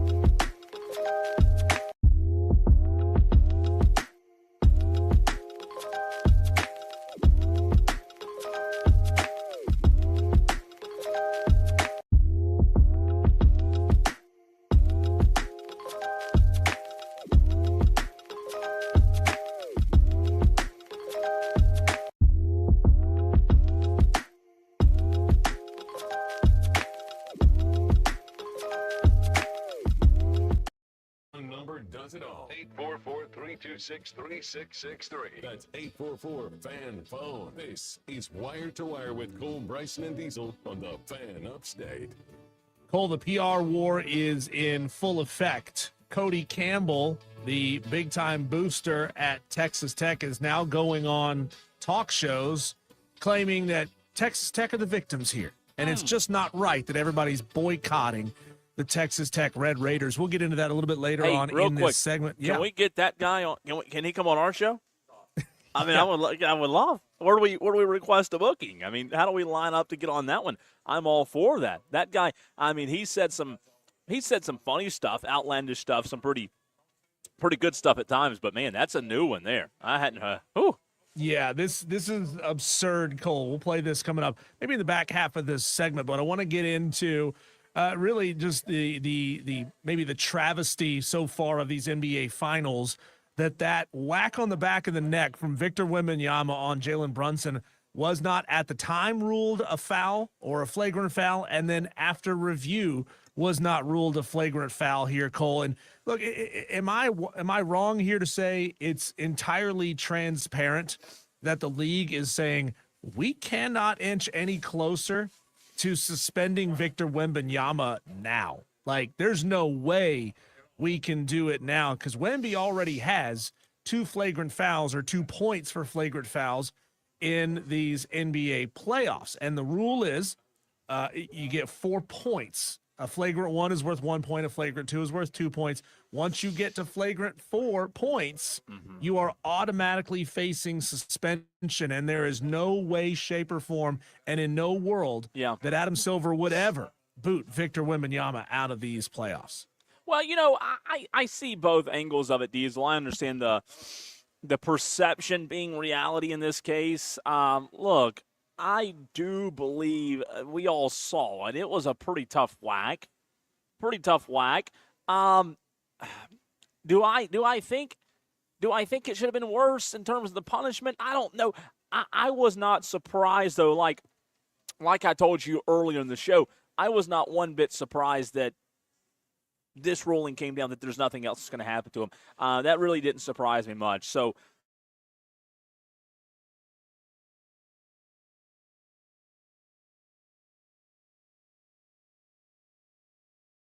system was invented to punish the hard-nosed players, right? The Dennis Rodmans, the Anthony Masons, the Charles Oakleys, those really, really physical guys. And a part of that, Cole, has kind of led to where we have been over the past 10 years of an extremely soft NBA. Yeah. And look, I mean, I don't want them calling every ticky-tack touch foul, but when you got somebody that's 7'4" who you literally can't miss on the court, chopping down the back of the neck of the point guard 1 on the other team, and then for them to say no foul, nothing to see here, everything is fine. It stinks, Cole. It stinks like a conspiracy to keep Victor Wembanyama eligible and make sure that they don't put him in a position where he could be punished and miss the remainder of these playoffs. Let's go to the phone lines and talk to Kev up there near Chapman High School up in Inman. Kev, what's going on, my brother? What's up, my dude? How are you? Man, just chilling, man. I tell you what, I'm going to get to it. Let's get to it. We're going to mess around and catch a form football tackle tonight. Ooh. I don't know who's going to do it, but somebody is about to drop Wemby on a night. Like, why don't they get the biggest dude? Like, that's what they miss about having enforcers on the court now. Because I remember me setting picks. If you was my point guard, you would love for me to set your pick. Because I'm about to take the wind out this dude. Yeah, I'm looking down this roster and I'm thinking, like, who's the guy that I've never heard of before? How about Ariel Hukporty? He's a big guy. He's 7 foot tall. Put him in the game and have him absolutely clobber Victor just one good time. As soon as he head towards the rim and takes them 2 steps, you take yours and take off. All chest to body. Because if you hit him up in the chest area, he gonna leave. He coming off his feet, man. Yeah, I'm because with don't you. make it like a swing out. You just body him and take him out. Like, don't hurt him. Just go up there and let him hit the floor real hard. So who do you, Kev? I didn't mean to interrupt you there. I'm sorry. Who do you like tonight? I mean, Game 4 we saw in the NHL. The Canes tied it up last night 2-2. I mean, Diesel and I were talking about it earlier. I mean, you could convince me one of two things. You could convince me that the Knicks are still the better team and they go up 3-1 tonight, but you could also convince me that maybe Wemby's starting to figure it out and they tie it up tonight 2-2 on the road. Which one are you leaning? I don't even know. I said the Spurs, but I argued it because my brother is a fan. But I think you know what? I'm going all Knicks the rest of the series. Really? I think they get so they their close third it out. win tonight. Wow. And they get their third win tonight, and they go to San Antonio, and they withstand the pressure of the first quarter, and they put it out in 5 games. Kev, would you put it past Adam Silver to instruct his officials to turn a blind eye on any hard fouls committed by Wemby? No, they have to. They're trying to get him out of there now. So he may go out and play light ball tonight because he's not trying to get suspended or none of that. So he gonna try to play. He's not gonna be as physical tonight as he was the other night. But I still get up in him though because I see now making him put himself out the game. Throw another one. Throw another. I would still stay in his system. I get in that little bitty rib cage and I would stay in it all night long and make him do something to get him out the game. Don't do it yourself. But if you can make him get that mad when that's what he's trying to do, because imagine if Shaq had thrown that. Man, we'll be having somebody's funeral today. Yeah. That's a good point. Yeah, good point. It'd have been bad if Shaq would have thrown that. But Wemby, that little only thing about Wemby's elbow is probably sharp as a tack. It ain't got no power to it. It's just sharp. I mean, I'm watching the play on TV right in front of my eyes, Kev. I mean, how do you not look at that? Because he had he's standing there with his chest against Jalen Brunson's right shoulder. Wemby reaches around with that tree limb of an arm, grabs him by his left shoulder, pulls him down, and then shoves him with his left hand. How do you not look at that and say that's a flagrant foul? Oh yeah, see, I tell you what, they might let one slide in. So on the rebound or something, you just come down and take an elbow down across the back of the neck or something. They might let that fly tonight. There you go. So you're going Knicks tonight, Kev. Yeah, the Knicks has got to be physical. They have got to play backyard basketball and really beat these boys up. You're going to have to because you can't get the Spurs no momentum going back home. Hey, worth talking about here, Kevin Cole. Zach Zarba, the crew chief on this crew tonight, he's from Brooklyn, man. You can't, if you're from Brooklyn, you gotta put on for your city. We got judges letting guys gamble and get out there and play football. Yeah. And somebody is betting on Wemby being took out in the rib cage or one across the lips or one of them. Man, Wemby is about to get it tonight. He about to get something. I don't know what it's gonna be, but Wemby about to get it tonight. Because these boys got to play basketball and Cat got to go for 35. I want Cat to go for 35. I said the same thing earlier. I said, Kev, I told Diesel, I said, look, Brunson's, of course, he's fantastic, and we know how good Wemby is. I think Karl Anthony Towns is what decides if they win or lose these games. You look at game 1 and 2, where he had 18 in game 1, 21 in game 2, and then only 11. And look, 11 is still 11, but I think Karl Anthony Towns has a lot bigger of a sway in these games than people realize. He does. And once he realized that, if he go for 35 plus, it might be a blowout. Yeah. It might be a blowout if he get 30 plus. And if Brunson is decently on, and somebody else, man, they just keep rebounding, playing defense, and get physical, you will beat these boys because it's gonna show their youngness, man. But don't get me wrong, Cassell, whatever his name is. Castle, yeah. That boy, he's already acting like he one of the best point guards in the NBA, like one of the top 5. And he has that confidence about him. So the Knicks don't want to go back to San Antonio tied up. You want to go back there with pressure on them, not on y'all. I love it. Kev. Always appreciate you, man. All right, man. Y'all take it easy. Cole, if I'm a New York Knick, or if I'm a New York Knick fan in the front row, I'm out there learning French cuss words right now. You gonna get in Wemby's head. I looked some up, Cole, and I think it's okay to say these on the air because I'm going to say them incorrectly. Okay, you could call Victor a connasse. I don't speak French. Connasse. Which it translates to a-hole. If you want to call him an a-hole from the bench, Konaze or Konard, you could say that. I couldn't get that one off. That one, I'd struggle with that one. It's hard, yeah. You could call him an Ankule, which basically means Uncle. he yeah, exactly. It means that it doesn't feel good when he sits down, if you know what I mean. He takes it up the you know what. Did you really just say that? Yeah. There's also va te faire foutre. Where are you getting this information? Google. I say Google. Teach me how to cuss in French. This is off the rails. Va te faire foutre. That means go bleep yourself. Say that one more time. Va te faire foutre. I want Dewey to have to see if he can pronounce these. Somebody who speaks French, tell me, how did I do? That is, I don't know how many. I don't know how many we have that speak French. Texter says congressional baseball game tonight is better than the NBA Finals. You're flat out wrong, Texter.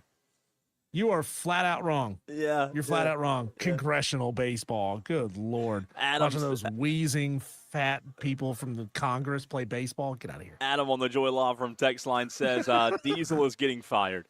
That's pretty good. It's been a good run. That's pretty good. That's pretty good stuff. Let's transition to not so good stuff.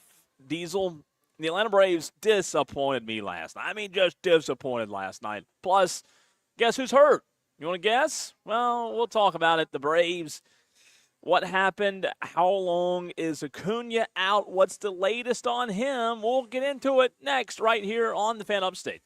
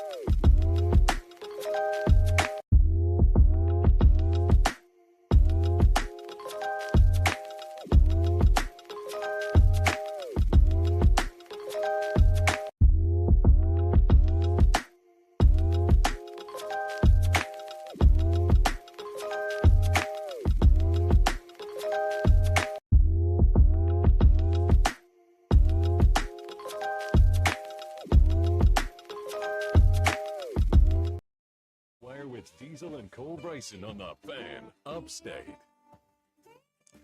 Well, Diesel, last night, not a good night for our Atlanta Braves. Tom in Somerville texted on the Joy Law Firm text line at 844-326-3663 and says, all caps, by the way, as you can imagine, fire Walt. One game in June, on the 9th of June, on a random Tuesday, and we've got to fire Walt Weiss. Well, not only did they lose the game, but he got Ronald Acuna hurt. Yeah, it's his fault, right? Let's just go ahead and get rid of him. It was a fun run this year. Look, I hate Major League Baseball because it's a day-to-day pendulum swing. You don't get to enjoy wins, Diesel. And I guess the good thing is you don't have to sour over losses unless you stink. The Braves have been good this year, so we haven't had a sour over losses long, right? Usually when they lose, they bounce back pretty quickly. Last night was tough, and I hadn't watched every game this year. I've watched a lot of them.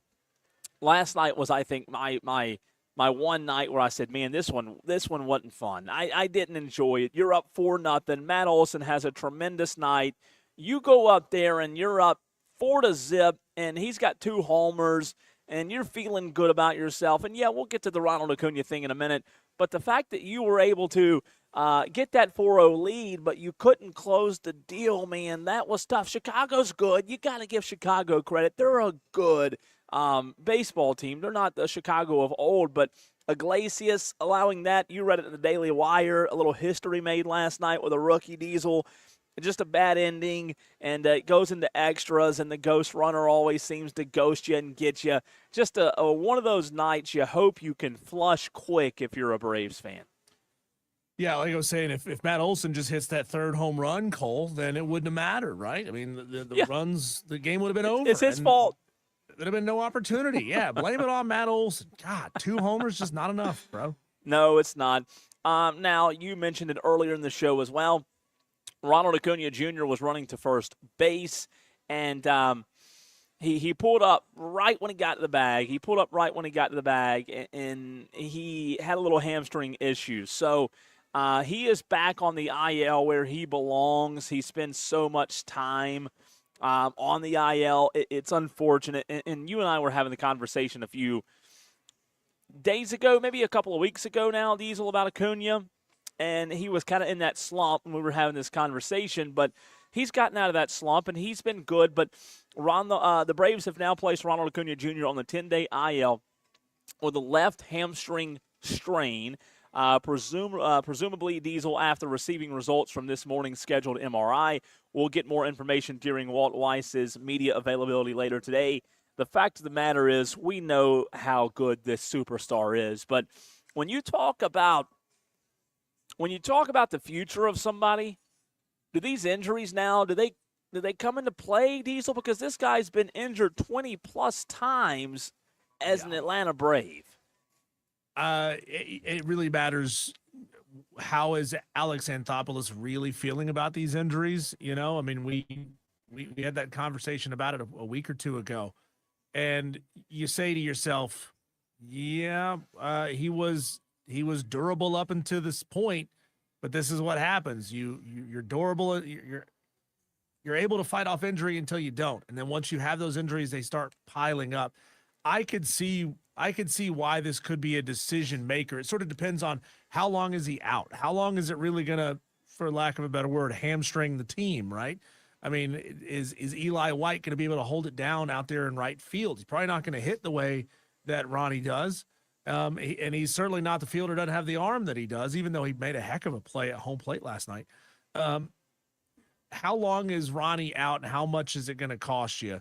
And then you start thinking to yourself, is this really worth it, continuing to have him on our team?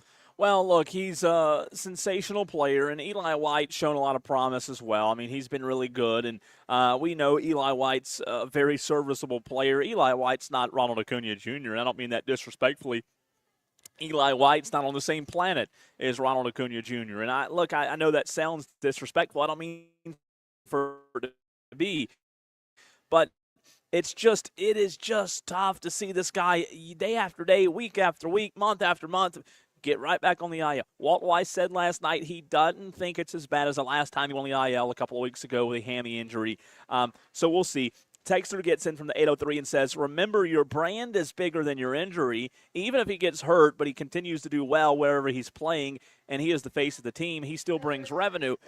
And that's true. That's true. You do bring revenue, and you sell tickets because of that guy. And Texter, I'll admit to you, that's a good point. That is a good point, and I don't dismiss that. But at the same time, like, you have a chance this year, Texter, to win a world championship. You're going to be in the postseason, Diesel. This team is. That's a fact. And they're going to have a chance to make a run. We know that this team's talented. But we also know that in order for this team to make a run truly to a world championship this season, boy, it sure would help if that guy named Ronald Acuna Jr. is healthy and in the lineup, even if he's not playing like he was in 2023. What is Ronald Acuna? Is he a ball player or is he a mascot? And if you say he's a mascot, then, you know, to quote Tom Hanks in A League of Their Own, he goes out there, waves his little hat in the air, gives the people a thrill. That's great. But if he's constantly out of the lineup and he can't produce runs and can't produce wins, then he's not helping the team. Ronald Acuna Jr., coming out of Willemstad, Curacao, was not a star until he played well for the Atlanta Braves. So the truth is, Cole, anybody can be a star for this team if they're playing well enough. Well, I think the question the Braves have to answer, and the question that Alex Anthopoulos has to answer, Diesel, is this. Are you okay putting up with, and I don't know if putting up with is the right terms, but are you okay with this? Like right now, this is what I'm talking about. Are you okay with him being available sometime, not being available sometime, and hopefully your luck times out to where he's available in the postseason? If you're okay with this, then keep him. Sign him, back up the Brinks truck, pay him the millions and millions he's going to get. If you're not okay with it, then you have to look at other options. But if you're okay with him being on the IL a lot, a good bit, you're not getting that juice out of the orange per se when you squeeze. You just have to weigh the options. What are you okay with as an organization, Diesel? I think that's what it comes down to. And it's impossible to know. I mean, this was a freak accident. This was not a, as far as we know, like a build-up, repetitive stress kind of injury that finally just popped when it did. You know, it's just kind of one of those freaky things that happens, and you can't predict it. When we come back, Cole, I've got 2 pieces of audio now. 2 pieces, because this just keeps on growing. Texas Tech is now fighting back. Okay. All of the conversation around teams saying they were not going to play them anymore. Texas Tech people inside the program, and Cody Campbell, the big booster. He is now coming out and saying it's not our fault. We're the victims here. But others are saying if you try not to play us, we're going to sue you. That's next.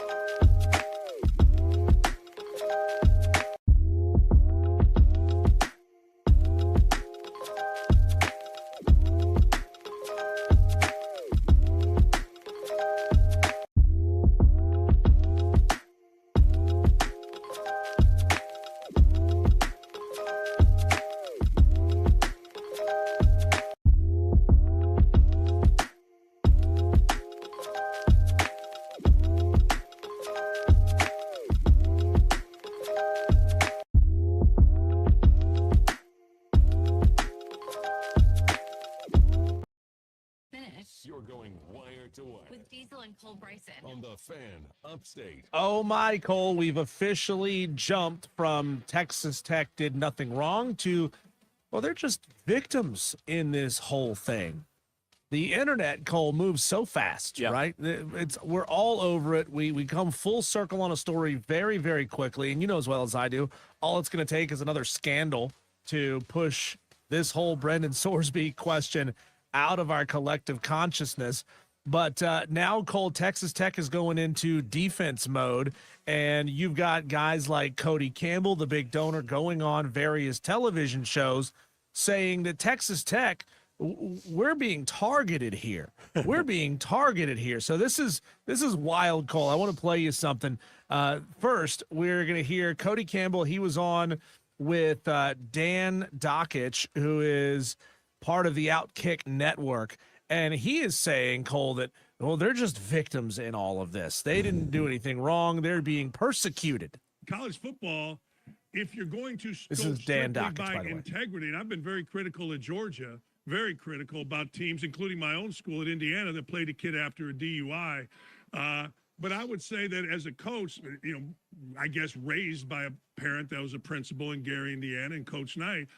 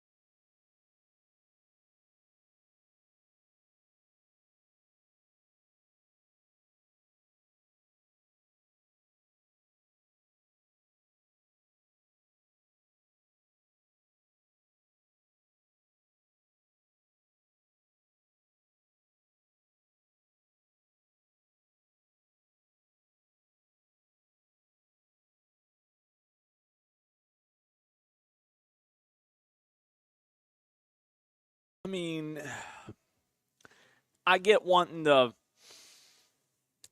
represent your university, however you want to slice it, whatever you want to call it. I guess I get that and try to save face. I don't know what I'm struggling to call it because it's a struggle to defend is my point. You know what, Diesel? At this point here, this is terrible, but this you just talked about maybe another news story will come up and we'll forget about this. If the trial is not until the national championship is over, and the Big 12's not going to do anything, I don't think you're in a position to bully Texas Tech. And I'm not standing up or defending Texas Tech, but let me tell you this, and you tell me if you disagree, Diesel. I feel like this is the end result. I mean, there's no new news that's going to come of this. He's going to play the trials after the national championship. If they want to try to not play him, that could get messy, but I just think that the situation itself's already messy enough. I don't know what comes of it, but it's messy for sure. Well, I'm glad you said that. What could the Big 12 do, and what could Texas Tech do in response? I'll get to that here in just a second. But Cole, whatever happened to just keeping your mouth shut? You know, when you're in the news for all the wrong reasons, don't go out there and give the news more reasons to talk about you. Yeah, you mean from his standpoint, that guy? From his standpoint. No, I mean, I'm with you on that. He's the president of the board of directors. He's the head of the NIL collective. He's put tens of millions of dollars into this program. Clearly, he loves it, and that's great and all. But the college football world already thinks now that this university actively supports cheaters. Don't go on television shows and radio shows and podcasts and say, well, just woe is us. It's because we're the new kid on the block and nobody likes us. That's not why.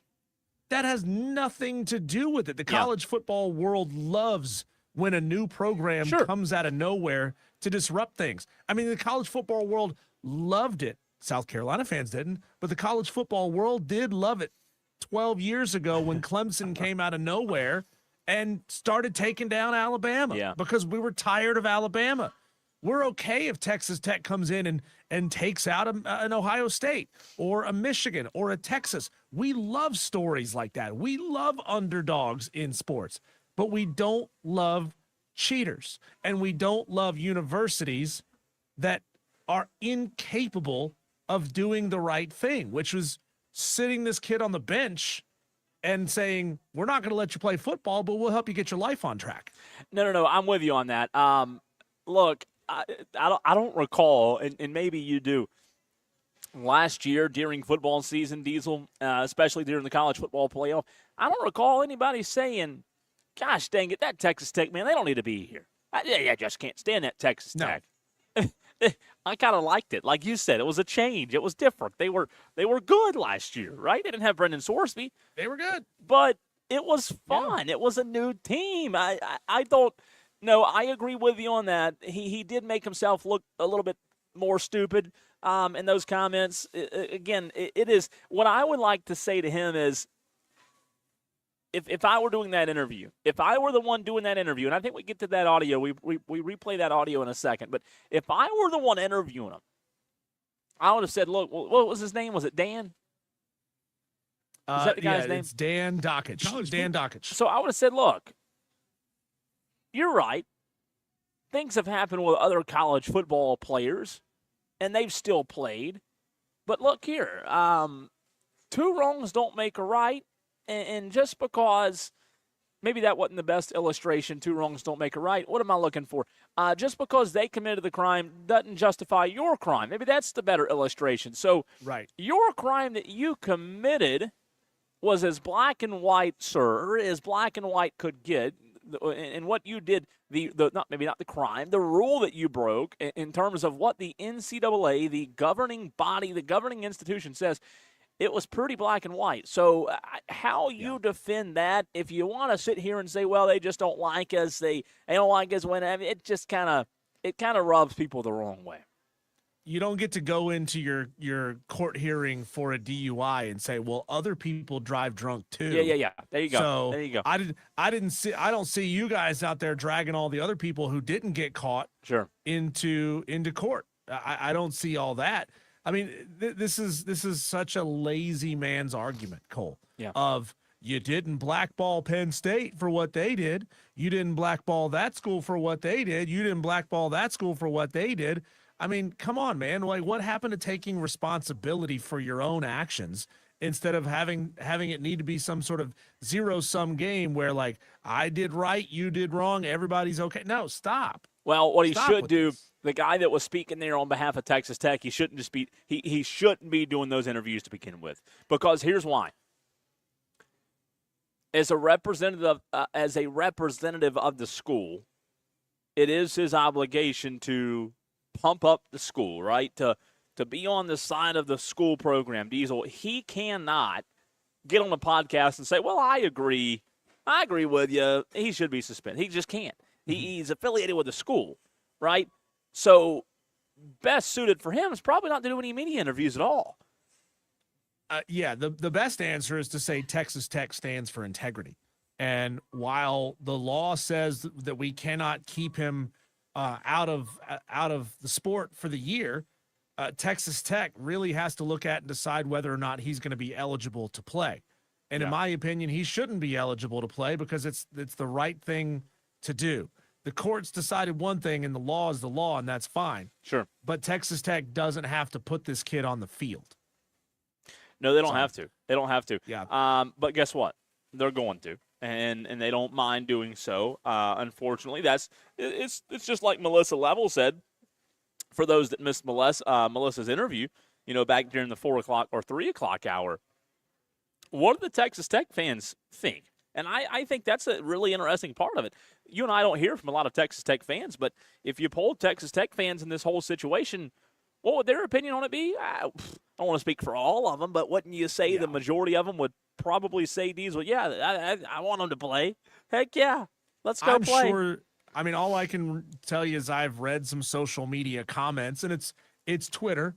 Put a big old grain of salt, put a big old asterisk next to that, right? Because you will only ever hear from the Texas Tech fans who say, our you-know-what don't stink, and they're out to get us. Mm-hmm. But I'm sure, Cole, just like anything, there are those Texas Tech fans saying, I don't want my school associated with this kid. He shouldn't be allowed to play. Yeah. You just don't read those, No, that's true. That's true. They're probably, I would hope, my gosh, I would hope and I would assume those fans are out there. I agree with you on that.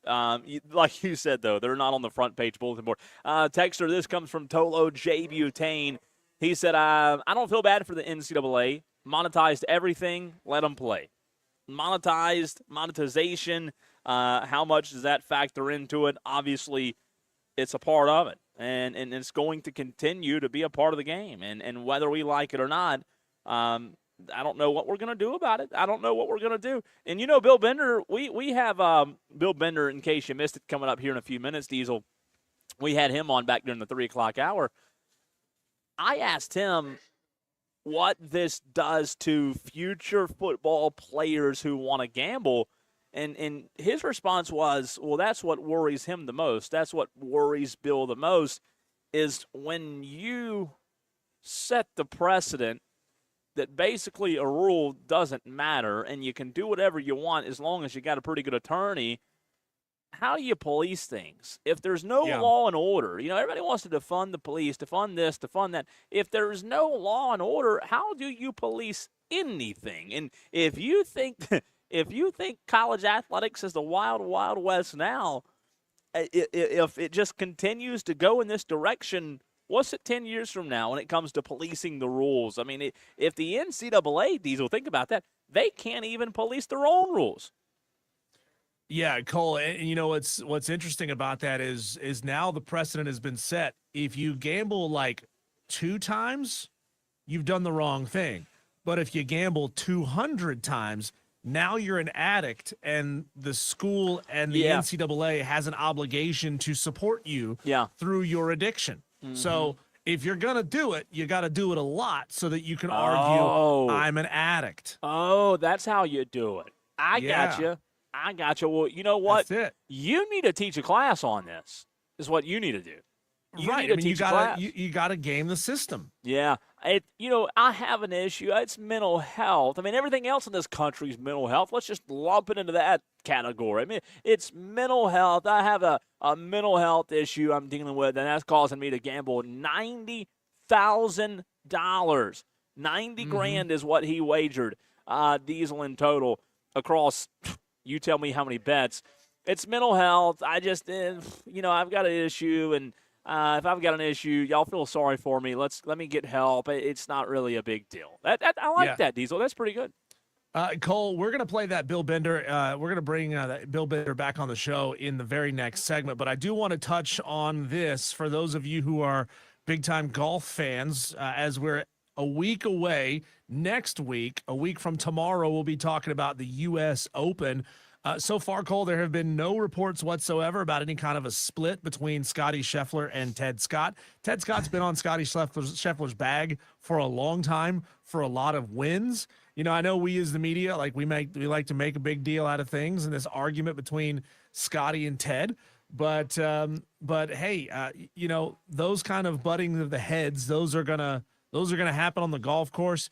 But good on Scotty Scheffler for not taking it to the level where he says, I can't work with this guy anymore because he made a mistake. Yeah, in the workday. No, I mean, it happens. If it's happening every weekend, then maybe the conversation's different. I think the frequency, the amount of times it's happening matters. But you said it. They've been working together a long time, right? So you work together a long time. You trust your caddy. You trust that he's going to get better and read the wind better, right? So I think it would be a bad look. And look, I'm not saying that Scotty doesn't have the decision-making ability to do what he wants to do or feels his best, but I think that'd be a horrible look for Scotty Scheffler. I mean, let's be honest, Diesel. He hadn't really, this year, he hasn't portrayed the best of looks already, just in terms of how he's acted. He hadn't played good, number one. Number two, he's kind of been a little bit of a baby diva this year, just like a child at times, crying and this and that. And obviously, when you're not winning, those things are magnified, right, a lot more. But if he fired him, I'm not saying he didn't have the power to, but I just think the add on top of the bad look he's already had this year, I don't think it'd be a good idea. I guess the stress of having a newborn at home, Cole, gets to you over time. No lack of sleep, lots of travel. That's true. Your wife probably mad. Hey, Scotty, I didn't marry you because you're a great golfer. I married you because I wanted you to be a dad who's here at home with us. And why aren't you here? And I could see how that would start to weigh on Scotty over time. I remember, Cole, earlier in this very golf season, Colin Morikawa was going through that, where he fired his caddy after like the second or third tournament of the season, and it took weeks for him to make a turnaround and get things right. Speaking of Colin, he is playing this weekend at the RBC Canadian. Justin Rose is playing, Aaron Rye is playing, Matt Fitzpatrick, Lucas Glover, Tommy Fleetwood not playing this weekend. I presume taking some time off or getting ready, maybe have some extra practice rounds at Shinnecock. Rory McIlroy, Scotty Scheffler, Jordan Spieth, Justin Thomas not in this weekend. Not this weekend. I don't have a problem with it. Right. The weekend before the big majors, I'm not saying people don't pay attention, but like same thing with the Masters and the PGA Championship.